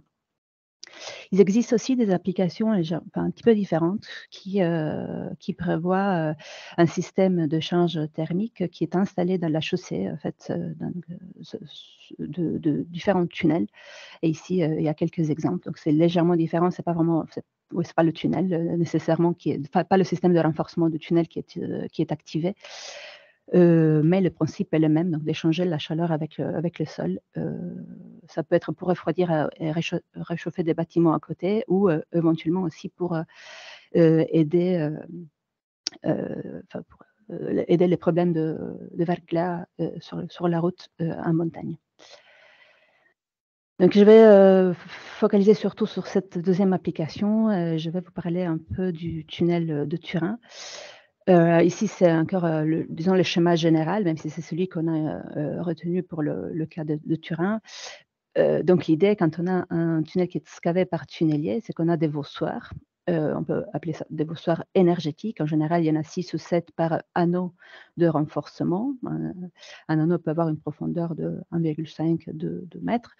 Donc le circuit est installé à l'intérieur de chaque voussoir. Ça se fait en général en usine, dans la phase de préfabrication des voussoirs. Ensuite, les voussoirs sont installés par le tunnelier in situ, et ensuite ils sont connectés. Donc le circuit hydraulique, bien sûr, doit être connecté entre les différents voussoirs, chose qui est faite in situ après l'installation des voussoirs. Et donc chaque anneau constitue un circuit hydraulique. Plusieurs anneaux peuvent ou pas être connectés en série, et puis les blocs d'anneaux connectés en série, ou sinon les différents anneaux sont connectés à un circuit principal, qui est celui que vous voyez ici, qui ramène à la pompe qui fait la liaison avec la pompe à chaleur. Donc ce qui est intéressant, c'est que, mis à part la phase de préfabrication, ensuite il s'agit de voussoirs qui peuvent être mis en place avec exactement la même technique qui est utilisée pour les voussoirs classiques. Donc ça ne complique pas ultérieurement, disons, la mise en place par rapport à l'avancement du chantier. Donc, les questions qui se posent sont très similaires aux questions qui ont été posées aussi pour les pieux. Donc, combien de chaleur on peut effectivement échanger? Est-ce que c'est rentable ou pas d'utiliser ce système? Et est-ce qu'il y a des effets mécaniques qui sont induits par l'utilisation géothermique de la structure, donc par les variations de température imposées? Donc, pour essayer de résoudre, c'est justement pour essayer de répondre à ces questions qu'on a voulu développer le site expérimental dont je vais vous parler. Donc, avant de parler de l'application réelle, donc du chantier, c'est clair qu'on a réalisé des analyses numériques. Je ne vais pas rentrer dans les détails des méthodes qui sont fondamentalement les mêmes qui ont été expliquées pour les pieux, avec la différence importante que dans le cas des tunnels, on a bien évidemment l'échange dont je parlais tout à l'heure, l'échange avec l'air qui se trouve à l'intérieur du tunnel. Et donc, au niveau des problématiques que nous rencontrons quand on veut modéliser ce type de problème, il y a aussi la prise en compte de cet échange. Et donc, la condition de bord thermique qu'on doit appliquer à l'interface entre le tunnel et l'intérieur du tunnel et le système de soutènement. Donc, dans le cas des tunnels, souvent, on applique une condition de température fixée qui est, disons, représentative des cas où la vitesse de l'air à l'intérieur du tunnel est assez élevée. On verra ensuite pour les parois on peut avoir une condition de bord différente qui prend en compte le fait, l'échange avec l'air immobile ou avec l'air avec des vitesses assez faibles. Donc, pour avoir une idée des échanges des chaleurs, on a réalisé ces analyses numériques au préalable. On a essayé de varier un petit peu les conditions du sous-sol, donc en termes de température, vitesse d'écoulement de la nappe, conductivité thermique. Ce que vous voyez en vert, ce sont les paramètres du site de Turin que nous avons pu mesurer sur le site. Et ce travail préliminaire a permis de développer des abacs de ce type-là qui sont avérés après assez efficaces en termes de prévision d'échange de chaleur. Donc, vous voyez les différentes propriétés. Donc, ici, c'est la température du sol, la vitesse d'écoulement de la nappe phréatique. Et si pour un site donné, vous rentrez avec ces deux propriétés, vous avez les valeurs d'échange de chaleur échangée en watts par mètre carré de surface de contact avec le sol. Donc, on voit en particulier, ici c'est pour l'hiver, ici c'est pour l'été, et on voit qu'en particulier dans le cas de Turin, comme on est en présence d'un flux, d'un écoulement assez important, d'environ 1,4 1,5 mètres par jour, on a tout de suite compris que ça pouvait être effectivement intéressant. On était même dans les prévisions autour de 50 watts par mètre carré de surface d'échange. Donc, sur base de ces analyses et d'autres analyses aussi, on a développé un brevet qui s'appelle NRTUN, qui est, c'est le prototype qui a été installé dans le site expérimental de Turin, qui est un brevet du Polytechnico de Turin, qui a différentes particularités. Je trouve une des plus intéressantes, c'est qu'il prévoit un circuit double, en fait, donc avec un circuit qu'on appelle ground, qui est vers l'extérieur, donc du côté sol du renforcement, qui est donc plus proche du sol et permet un échange direct avec le sol. Mais il y a aussi un circuit qu'on appelle air, qui est vers l'intérieur du tunnel, donc pour exploiter éventuellement des échanges avec l'air du tunnel dans le cas d'un tunnel chaud. Donc, on a eu la chance de réaliser, d'installer ce prototype dans la ligne du métro 1. Donc, ici, c'est la ligne qui est mais actuellement entièrement réalisée. À l'époque, donc entre 2016 et 2017, cette partie-là, l'extension sud ici, j'espère que vous voyez ma souris, était en phase de construction, et c'est là qu'on a pu réaliser notre site expérimental qui avait une configuration comme celle que vous voyez ici dans la figure en bas. Donc, on a pu installer le prototype sur 2 anneaux qui sont donc complètement équipés avec le système Ground and Air et aussi instrumentés, comme je vais montrer par la suite. Donc, l'idée, c'était vraiment de pouvoir valider les analyses numériques, le tester in situ et s'apercevoir un peu de toutes les difficultés qui sont aussi liées à l'installation et au développement du chantier.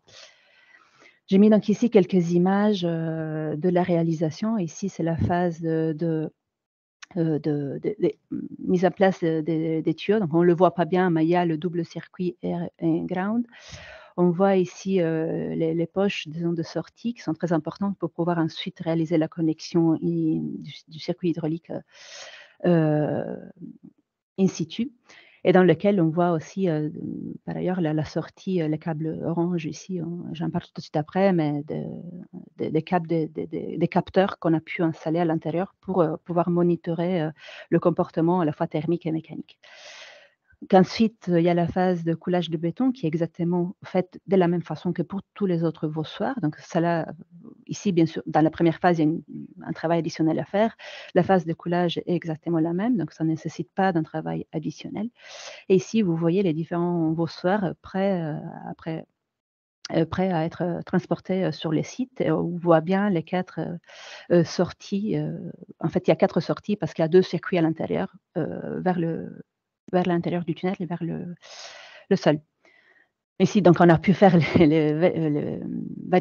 vérifier que les tuyaux n'avaient pas été endommagés pendant la phase de coulage du béton, donc vérification hydraulique.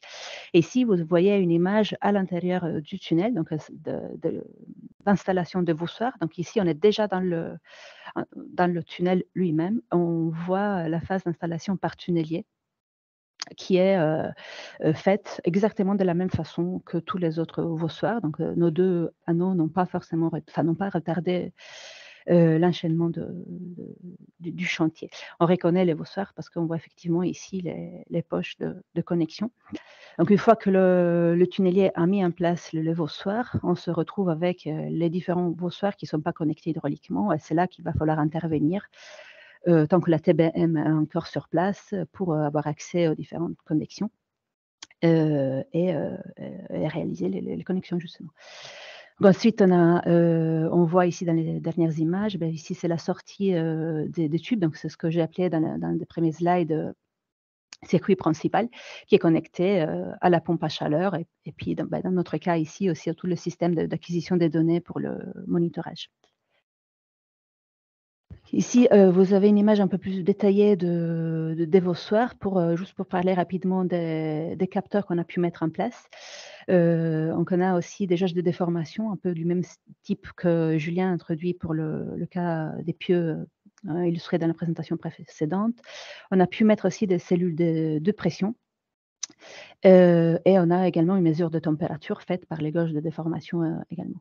On a pu installer aussi un système, c'était une partie d'innovation dans l'innovation, disons, de capteurs de déformation fibre optique. Que vous voyez ici, c'est le câble orange, et ici vous avez un détail des capteurs qu'on a pu installer. Et bien évidemment, pas uniquement dans les vossoirs, mais on a aussi installé des capteurs de température pour avoir une mesure de l'air, de la température de l'air et également, bien sûr, de l'entrée et sortie du circuit géothermique. Et pour finir, une mesure de température dans le sol, donc à l'extérieur du tunnel. Donc tout ça a permis de tester la technologie. Ici, vous avez un aperçu des mesures qui ont été faites. Vous en trouvez plus dans l'article ici et en particulier dans la thèse de doctorat d'Alessandra Insana du Politecnico de Turin. Ici, je montre juste un exemple. C'était un test avec activation du système ground et un chauffage. Donc, ce qui veut dire qu'on refroidit le tunnel et le sol. Ce qu'on peut regarder, ce sont les 2 courbes ici, le rouge et bleu. Ce sont l'entrée et la sortie du système Enerton. Donc, on injecte de l'eau à une température faible parce qu'on veut chauffer, il faut s'imaginer d'être en hiver. Et on récupère l'eau à une température supérieure, donc avec un delta T qui était mesuré ici de 2,14 degrés. Donc, c'est ça qui permet d'évaluer l'échange thermique avec l'équation classique qui a déjà été présentée et ce qui a montré un échange de chaleur dans ces conditions-là de 48 watts par mètre carré, ce qui est très similaire à ce qu'on avait pu évaluer numériquement. Donc, on était assez satisfaits. Les autres mesures, les autres tests ont pu confirmer ce résultat. Et pour ce qui concerne les aspects mécaniques, là aussi, je vous invite à regarder les résultats dans la thèse. Il y en a beaucoup plus que ça, mais pour avoir l'ordre de grandeur, ce qu'on a pu voir, c'est qu'on a déjà, ce que je tiens à souligner, ce sont des effets mécaniques tout à fait acceptables par rapport aux propriétés du béton et en général aux limites qui sont imposées par les normes, mais des contraintes de déformations de l'ordre de 10 micro-epsilon par degré Celsius et des contraintes d'environ 0,1 mégapascal par degré Celsius qui ont été mesurées dans les différents essais. L'intérêt d'avoir des mesures in situ est aussi, comme je disais, de valider les méthodes numériques. Donc ça a permis de calibrer un certain nombre de modèles. Ici, c'est un exemple. Donc c'est un peu pour, d'un côté, dire, souligner le fait que les approches numériques qu'on utilise sont effectivement pertinentes et qui arrivent très bien à reproduire ce qui se passe à l'échelle réelle. Et aussi que peuvent donc être utilisés pour analyser des conditions différentes, par exemple, d'autres scénarios par rapport à ce qu'on a pu mesurer in situ. Un exemple est ici. Là, ce sont des abacs un peu sur ce même style de ce qu'on a pu, que ce que je présentais avant. Mais dans ces cas, l'objectif, c'était d'évaluer le fait de la température à l'intérieur du tunnel, que vous voyez ici sur l'axe vertical, et donc d'estimer un petit peu l'effet de la température sur l'échange thermique et donc l'efficacité de la technologie. Et ce qu'on a pu constater, c'est que ça a un effet assez important, et donc il faut bien le prendre en compte au niveau des prévisions d'échange de chaleur. Donc avec ça, je conclue la partie sur les tunnels. Je vais passer aux parois et dalles énergétiques. Je vais parler en particulier de cette application française. Donc un peu comme pour les tunnels, il existe différentes façons de mettre en place la technologie. La plus classique, donc tu en as déjà entendu parler, c'est simplement d'installer le système de tubes dans la cage d'armature, comme on a vu pour les pieux, comme on a vu pour les tunnels excavés par tunneliers. Et ça a été réalisé dans différents projets, dans différents pays. Comme j'ai montré tout à l'heure, je pense qu'il y a beaucoup plus de cas actuellement opérationnels, même par rapport à ce que j'ai pu retrouver dans la littérature et sur Internet. Donc ici, en particulier, c'est une image en Angleterre d'une installation de parois énergétiques de ce type.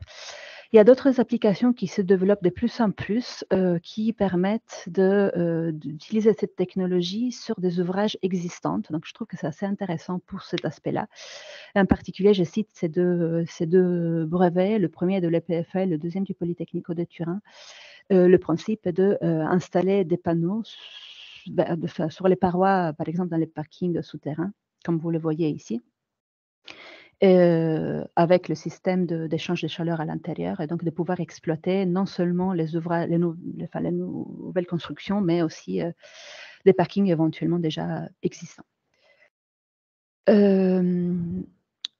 Donc, comme pour les tunnels, on a bien évidemment utilisé, exploité les possibilités, les approches numériques qui ont été décrites auparavant pour développer des abacs, un peu le même principe que j'indiquais tout à l'heure. Ce que je voulais souligner ici, c'est l'importance de la condition de bord qu'on applique à l'intérieur de la paroi, donc côté excavation, si vous voulez, donc à l'intérieur du parking, du tunnel ou de l'espace souterrain. Donc, qui peut être, comme j'ai dit tout à l'heure, de température fixée, mais éventuellement aussi type convectif, donc avec ce type d'équation pour prendre en compte l'effet de l'air statique à l'intérieur, par exemple, d'un parking.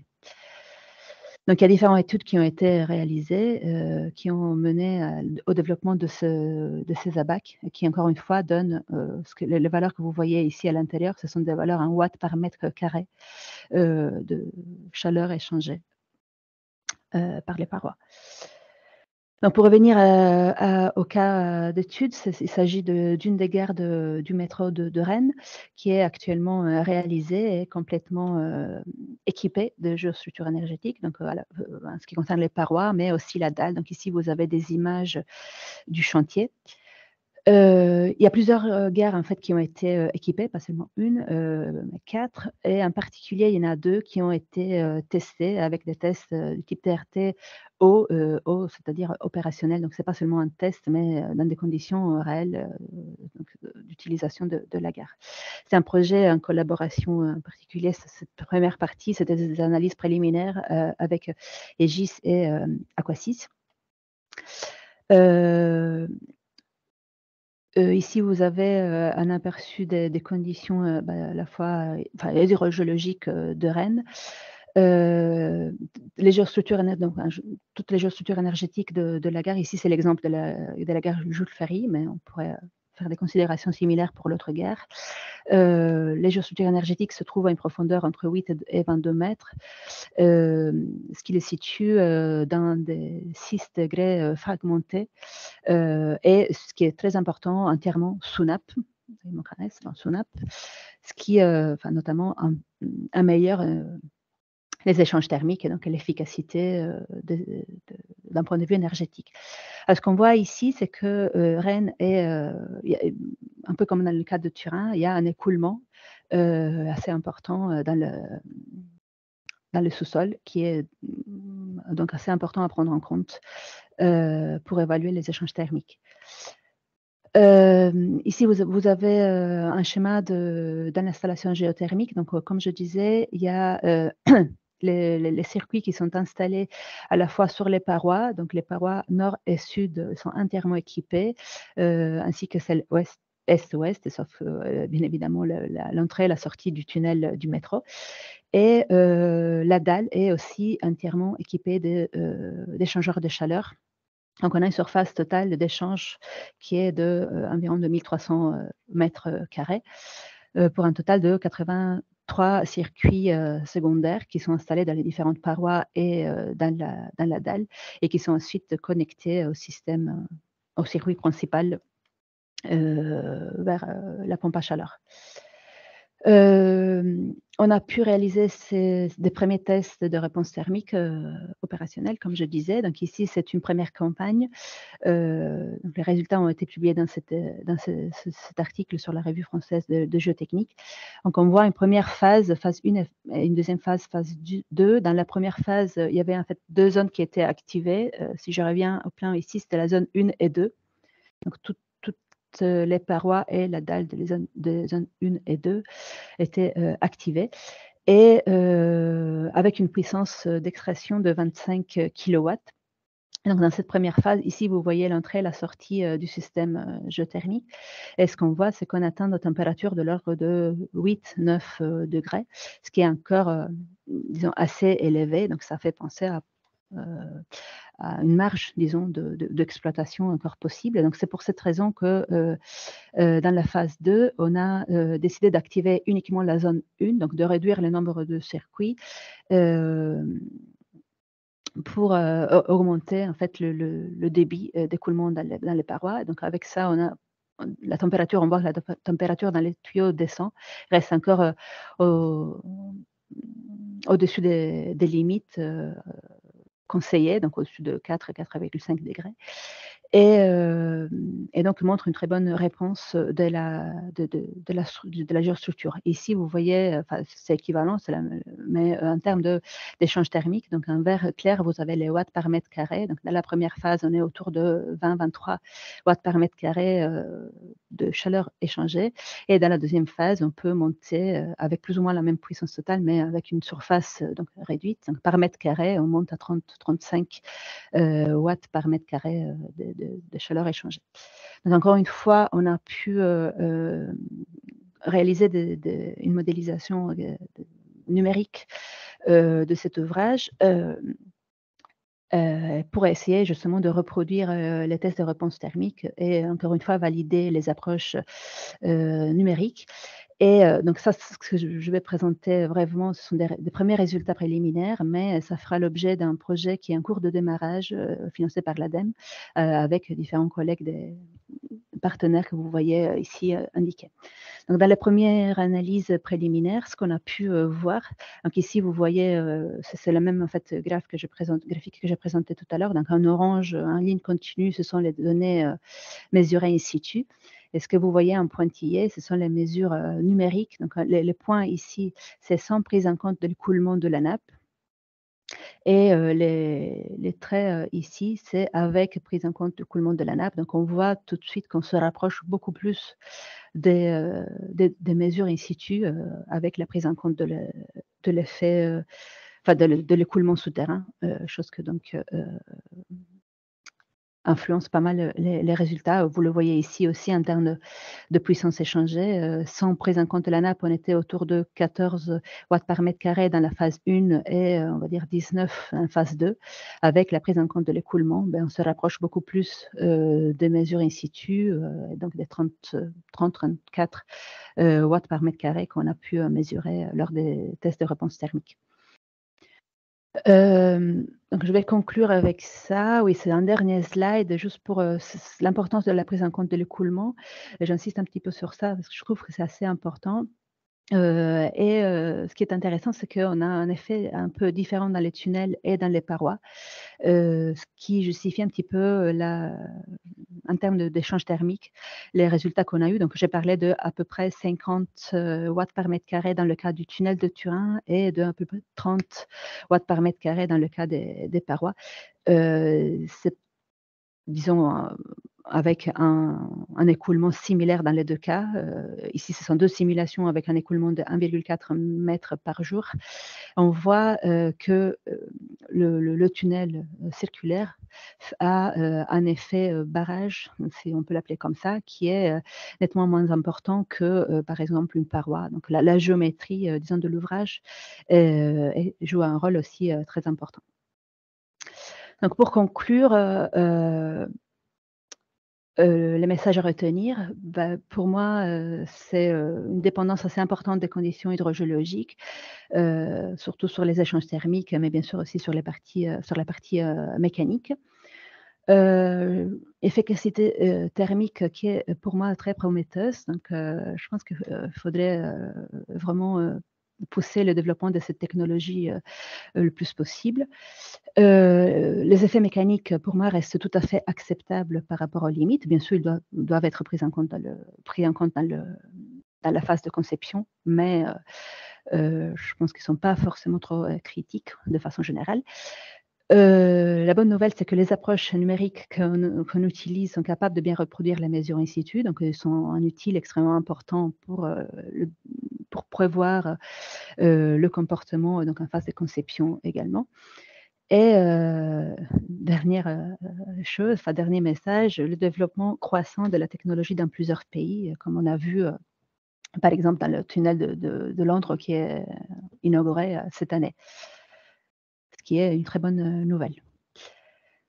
Je vous remercie pour votre attention. J'espère avoir respecté le temps. Et merci à toi, Alice. Alors, on a accumulé un petit peu de retard sur chaque présentation, mais il nous reste un petit peu de temps pour des questions. Alors, il n'y en avait pas dans le chat, ou en tout cas, je les ai pas reçues s'il y en avait dans le chat. Donc, voilà, s'il y a des questions, n'hésitez pas à vous manifester, plutôt par le chat que par vos micros pour éviter trop de bruit. Mais ouais. J'ai peut-être une première, c'est une question ou une remarque pour l'ensemble des intervenants. Alors peut-être qu'on peut commencer par Alice. Est-ce qu'on a une idée un peu du surcoût en termes de temps qui est nécessaire pour l'installation de la géothermie, donc, par exemple sur Enertun, sur les parois moulées à Rennes, et puis après sur les pieux, voilà, est-ce qu'on a une idée du temps de chantier que ça fait perdre, entre guillemets, si ça en fait perdre? Alors, je peux parler du cas de Enertun parce que j'ai participé de façon active à l'installation sur le chantier et même avant pour l'installation des tubes à l'intérieur des voussoirs. Alors, c'est clair que dans notre cas, c'était un site expérimental et on a installé à la main nous-mêmes les tuyaux à l'intérieur des voussoirs. Donc, c'est clair que ça a pris un certain temps. Il y a sûrement moyen de rendre le processus industriel, disons, et donc de gagner du temps de ce côté-là. Puis nous, c'était aussi... Alors, excuse-moi, ça c'est de la préfabrication quelque part, ça te fait pas forcément perdre Tout du à fait. temps en phase opérationnelle. Et Bah, ma disons qu'il y question a portait plus sur la préfabrication. phase opérationnelle. Ouais, ok. Bah, disons qu'il y a la phase préfabrication aussi qui a un timing à respecter. On l'a bien sûr. vu. Mais voilà. Non, oui. En ce qui concerne le chantier, je pense que l'impact est inférieur même par rapport à la phase de préfabrication. Au moins, c'était le cas pour nous, dans le sens que les voussoirs ont été transportés de l'usine au chantier exactement comme tous les autres voussoirs et ont été installés parfaitement avec la même procédure, avec le même timing, comme si c'était comme tous les autres anneaux en fait de renforcement. Donc ça n'a pas rajouté du temps. Bien sûr, il y a la phase ensuite de connexion hydraulique dont j'ai parlé dans la présentation. Donc ça doit être fait, il faut être coordonné avec l'avancement du tunnelier, bien évidemment, parce qu'il faut que le backup du tunnelier soit encore sur place pour pouvoir accéder à la partie supérieure du tunnel. Donc qu'il ne soit pas trop avancé, mais qu'en même temps, la partie vraiment qui positionne les voussoirs soit passée. Donc, dans notre cas, c'était en plein milieu de la nuit, donc c'est à ce moment-là qu'on a fait les connexions hydrauliques. Honnêtement, je pense qu'il y a moyen de rendre le processus plus industriel, entre guillemets. Nous, c'était vraiment un site expérimental. Et je pense que d'ailleurs, ce qui a été fait dans les cas de Londres, dans les différents cas en Autriche, où ils ont pu équiper différents kilomètres de tunnels. Donc, forcément, je pense que c'est acceptable, en tout cas par rapport au résultat ensuite. Ouais. Merci. Je ne sais pas si Hussein ou Julien veulent rajouter quelque chose, sinon je laisse la parole. Oui, je peux ajouter quelque chose parce que j'ai déjà fait l'installation de pieux géothermiques et donc en fait, vu que les cages, enfin les tuyaux sont installés sur les cages d'armature avant la réalisation de pieux, en fait, en termes de temps, c'est pas forcément gênant. Là, qui prend un peu plus de temps, c'est le recettage parce que ça doit être fait soigneusement pour ne pas endommager les tubes. Mais sinon, il n'y a pas une complexité énorme. La question qui se posait parfois hein, quand on écoute les personnes qui interviennent sur chantier, enfin sur les phases de conception, c'est plus les locaux additionnels à rajouter là où on met la pompe à chaleur, etc. Donc c'est vrai que quand en phase amont, c'est pas anticipé tout ça, il y a un surcoût lié à ça, qui est certes minime, hein, bien évidemment, mais souvent ça a pu constituer un frein dans certains cas. Dire bon, on est partant, oui, effectivement, c'est intéressant, mais attendez, il nous faut un local. Quand on a visité, tu t'en souviens à Licée, hein, quand on avait visité en Roumanie le site, c'est vrai qu'il y a un local relativement complexe dédié vraiment à toute la partie transformation et transfert de la chaleur avec les pompes, etc. Donc voilà, il y a peut-être effectivement un surcoût lié à ça, encore une fois, qui est certes minime, mais ça peut constituer un frein. Après, Donc, le terme de... Merci. Sur Baptiste, peut-être sur le surcoût, ouais. Toi qui as instrumenté, enfin qui a équipé des dizaines de chantiers. Oui, ben le surcoût de l'installation, il y en a pas vraiment beaucoup à mon sens, parce que si vous mettez un autre système, vous avez aussi le coût d'installation du système. Donc en fait, une fois que les pieux sont mis en place, comme on l'a vu tout à l'heure dans le cheminement horizontal, tout arrive dans le local technique. Et ensuite, là, il y a un collecteur qui est mis dans le local technique, et après, c'est une installation très classique. Donc, il n'y a pas vraiment de surcoût à ce niveau-là, en fait. C'est juste le fait de le prévoir en amont, en fait. Mais à partir de là, c'est un système énergétique comme un autre, quoi. Merci. Alors, on a une question aussi sur question de monsieur Alain Lecouby. En moyenne, quel est le ratio entre le potentiel thermique estimé et celui qui est réellement utilisé en phase de service? Je peux peut-être aussi répondre à cette question-là, mais je dirais que la réponse, c'est à peu près la même que quand vous faites un dimensionnement d'un projet, quel qu'il soit. En fait, le point, c'est qu'il y a toujours des marges de manœuvre qui sont mises par les différents interlocuteurs.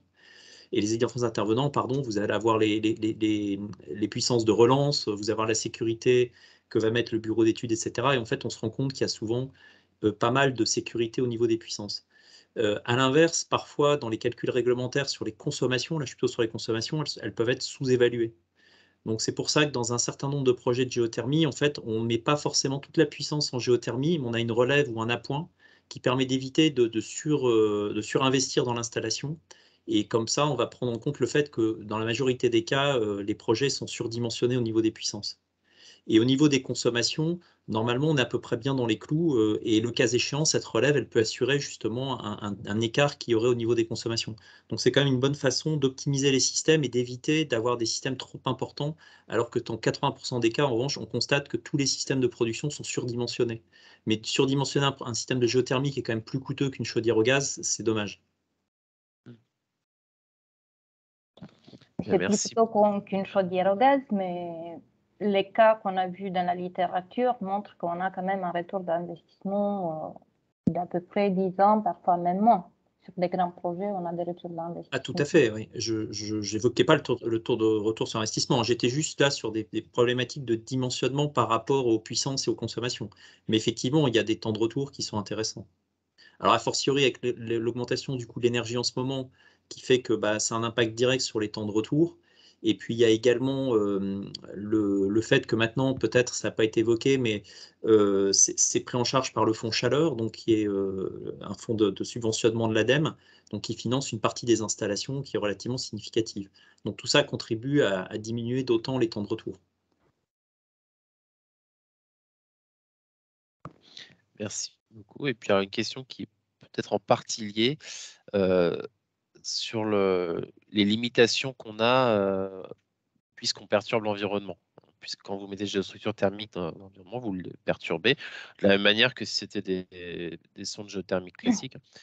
Et voilà, quelles sont les recommandations ou réflexions en cours pour éviter ou limiter les conflits d'usage et les incidences sur l'environnement? Alors, un peu générique. je peux peut-être répondre à cette question également. Donc, en fait, dans la réglementation, quand vous faites un projet de géothermie, alors c'est plutôt pour la nappe, mais ça pourrait éventuellement s'appliquer aussi sur les projets dits en boucle fermée, dans lesquels on a les fondations géothermiques. Vous ne devez pas avoir un impact de mémoire, hein, mais de plus de 2 ou 3 degrés à 200 mètres du site. Ça, c'est la réglementation. Donc, tant que vous démontrez que votre projet n'a pas d'impact supérieur à plus de 2 ou 3 degrés dans ce rayon d'action autour du projet, en fait, vous pouvez faire votre projet. Et la philosophie actuelle en France, c'est un peu la philosophie du premier arrivé, premier servi, qui vaut ce qu'elle vaut, mais qui a le mérite du bon sens. Et donc, notamment sur les projets de nappe, quand vous arrivez avec un nouveau projet, il y a sans doute peut-être des projets avoisinants. C'est le cas à Pampallion ou à Strasbourg, vous avez beaucoup de projets. Et donc, vous devez regarder les projets avoisinants et vous devez démontrer que votre projet ne va pas avoir d'impact négatif sur les projets qui sont autour dans ce rayon d'action. Ça pourrait s'appliquer pour les puits géothermiques, mais dans les puits géothermiques, a priori, comme on est dans le sol et qu'il n'y a pas forcément de nappe, l'impact il est extrêmement réduit, puisque là, on ne va pas avoir de phénomène de dispersion comme on l'a dans une nappe phréatique. Donc l'incidence, elle est vraiment très, très, très localisée. C'est quelques mètres, en fait. Alors après, si effectivement le projet baigne dans l'eau, là, on peut avoir un panache thermique qui va être beaucoup plus lointain que celui que je viens d'évoquer. Et je peux peut-être vous montrer juste en passant, pour ceux que ça intéresse, une slide qui montre justement un projet qu'on a réalisé. Enfin, je me permets juste une seconde, mais c'est intéressant pour le panache. Et là on est dans un projet de plus grande envergure avec, je ne sais pas si vous voyez ma présentation. Je ne peux pas partager. Ça va arriver. Ouais, Pas ok. encore. Maintenant, oui. Oui, donc là, vous voyez effectivement, vous voyez mon écran? Oui. Oui. Oui, oui.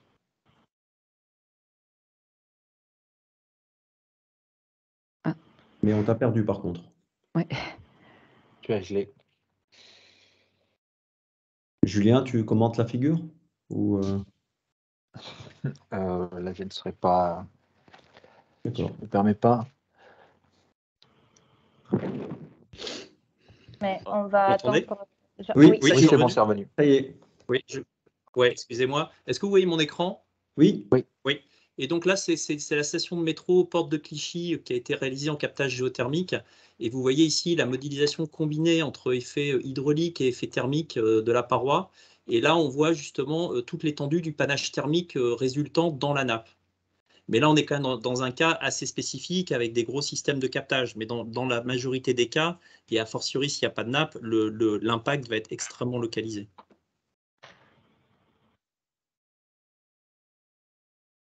Puis, pour compléter ce que Jean-Baptiste vient de dire, c'est plus une problématique pour les parois géothermiques, pas forcément pour les pieux. Les pieux ont un impact plus petit et en plus, ils ont un impact plus petit dans l'environnement que même les sondes, parce qu'ils sont plus courts. D'habitude, on fait des pieux qui font 10, 15, grand max 20 mètres. Et on va les équiper, disons, dans 12 mètres, ou même parfois on les équipe sur toute l'auteur, mais pas tout le temps.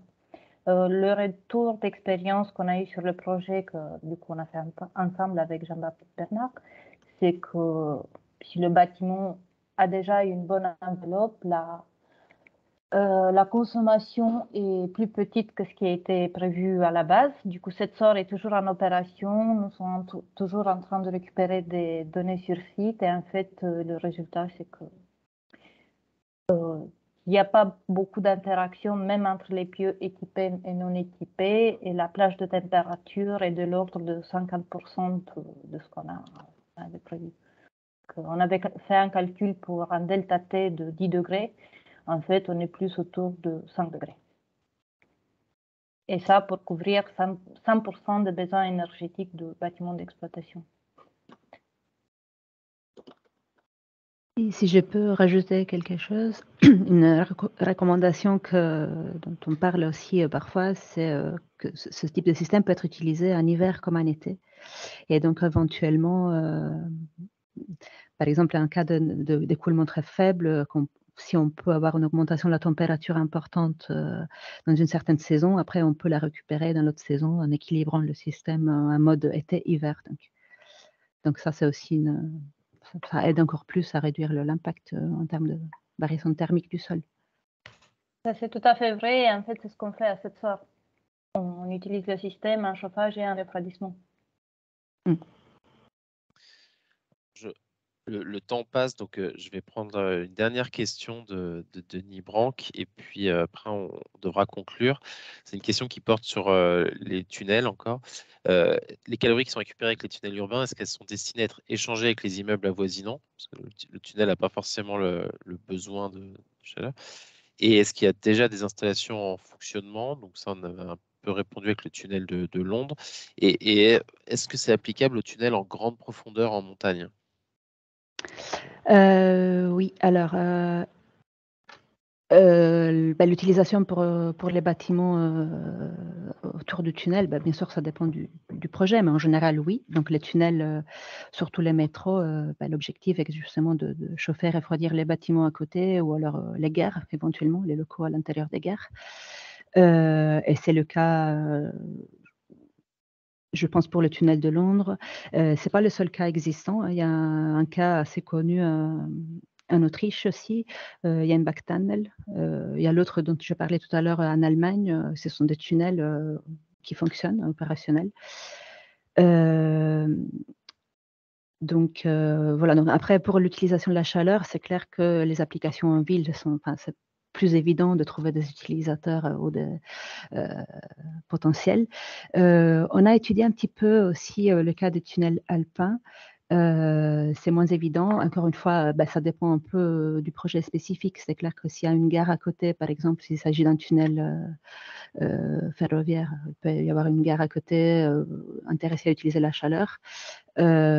Parfois, c'est utilisé pour réduire le verglas aussi. Donc, l'idée, c'est d'extraire la chaleur de la montagne et faire passer le circuit sous la chaussée à l'entrée et à la sortie du tunnel pour réchauffer la chaussée et donc limiter le verglas. Donc, voilà, il y a différentes applications possibles. Là, je pense que c'est à voir au cas par cas, en fonction des besoins du projet spécifique.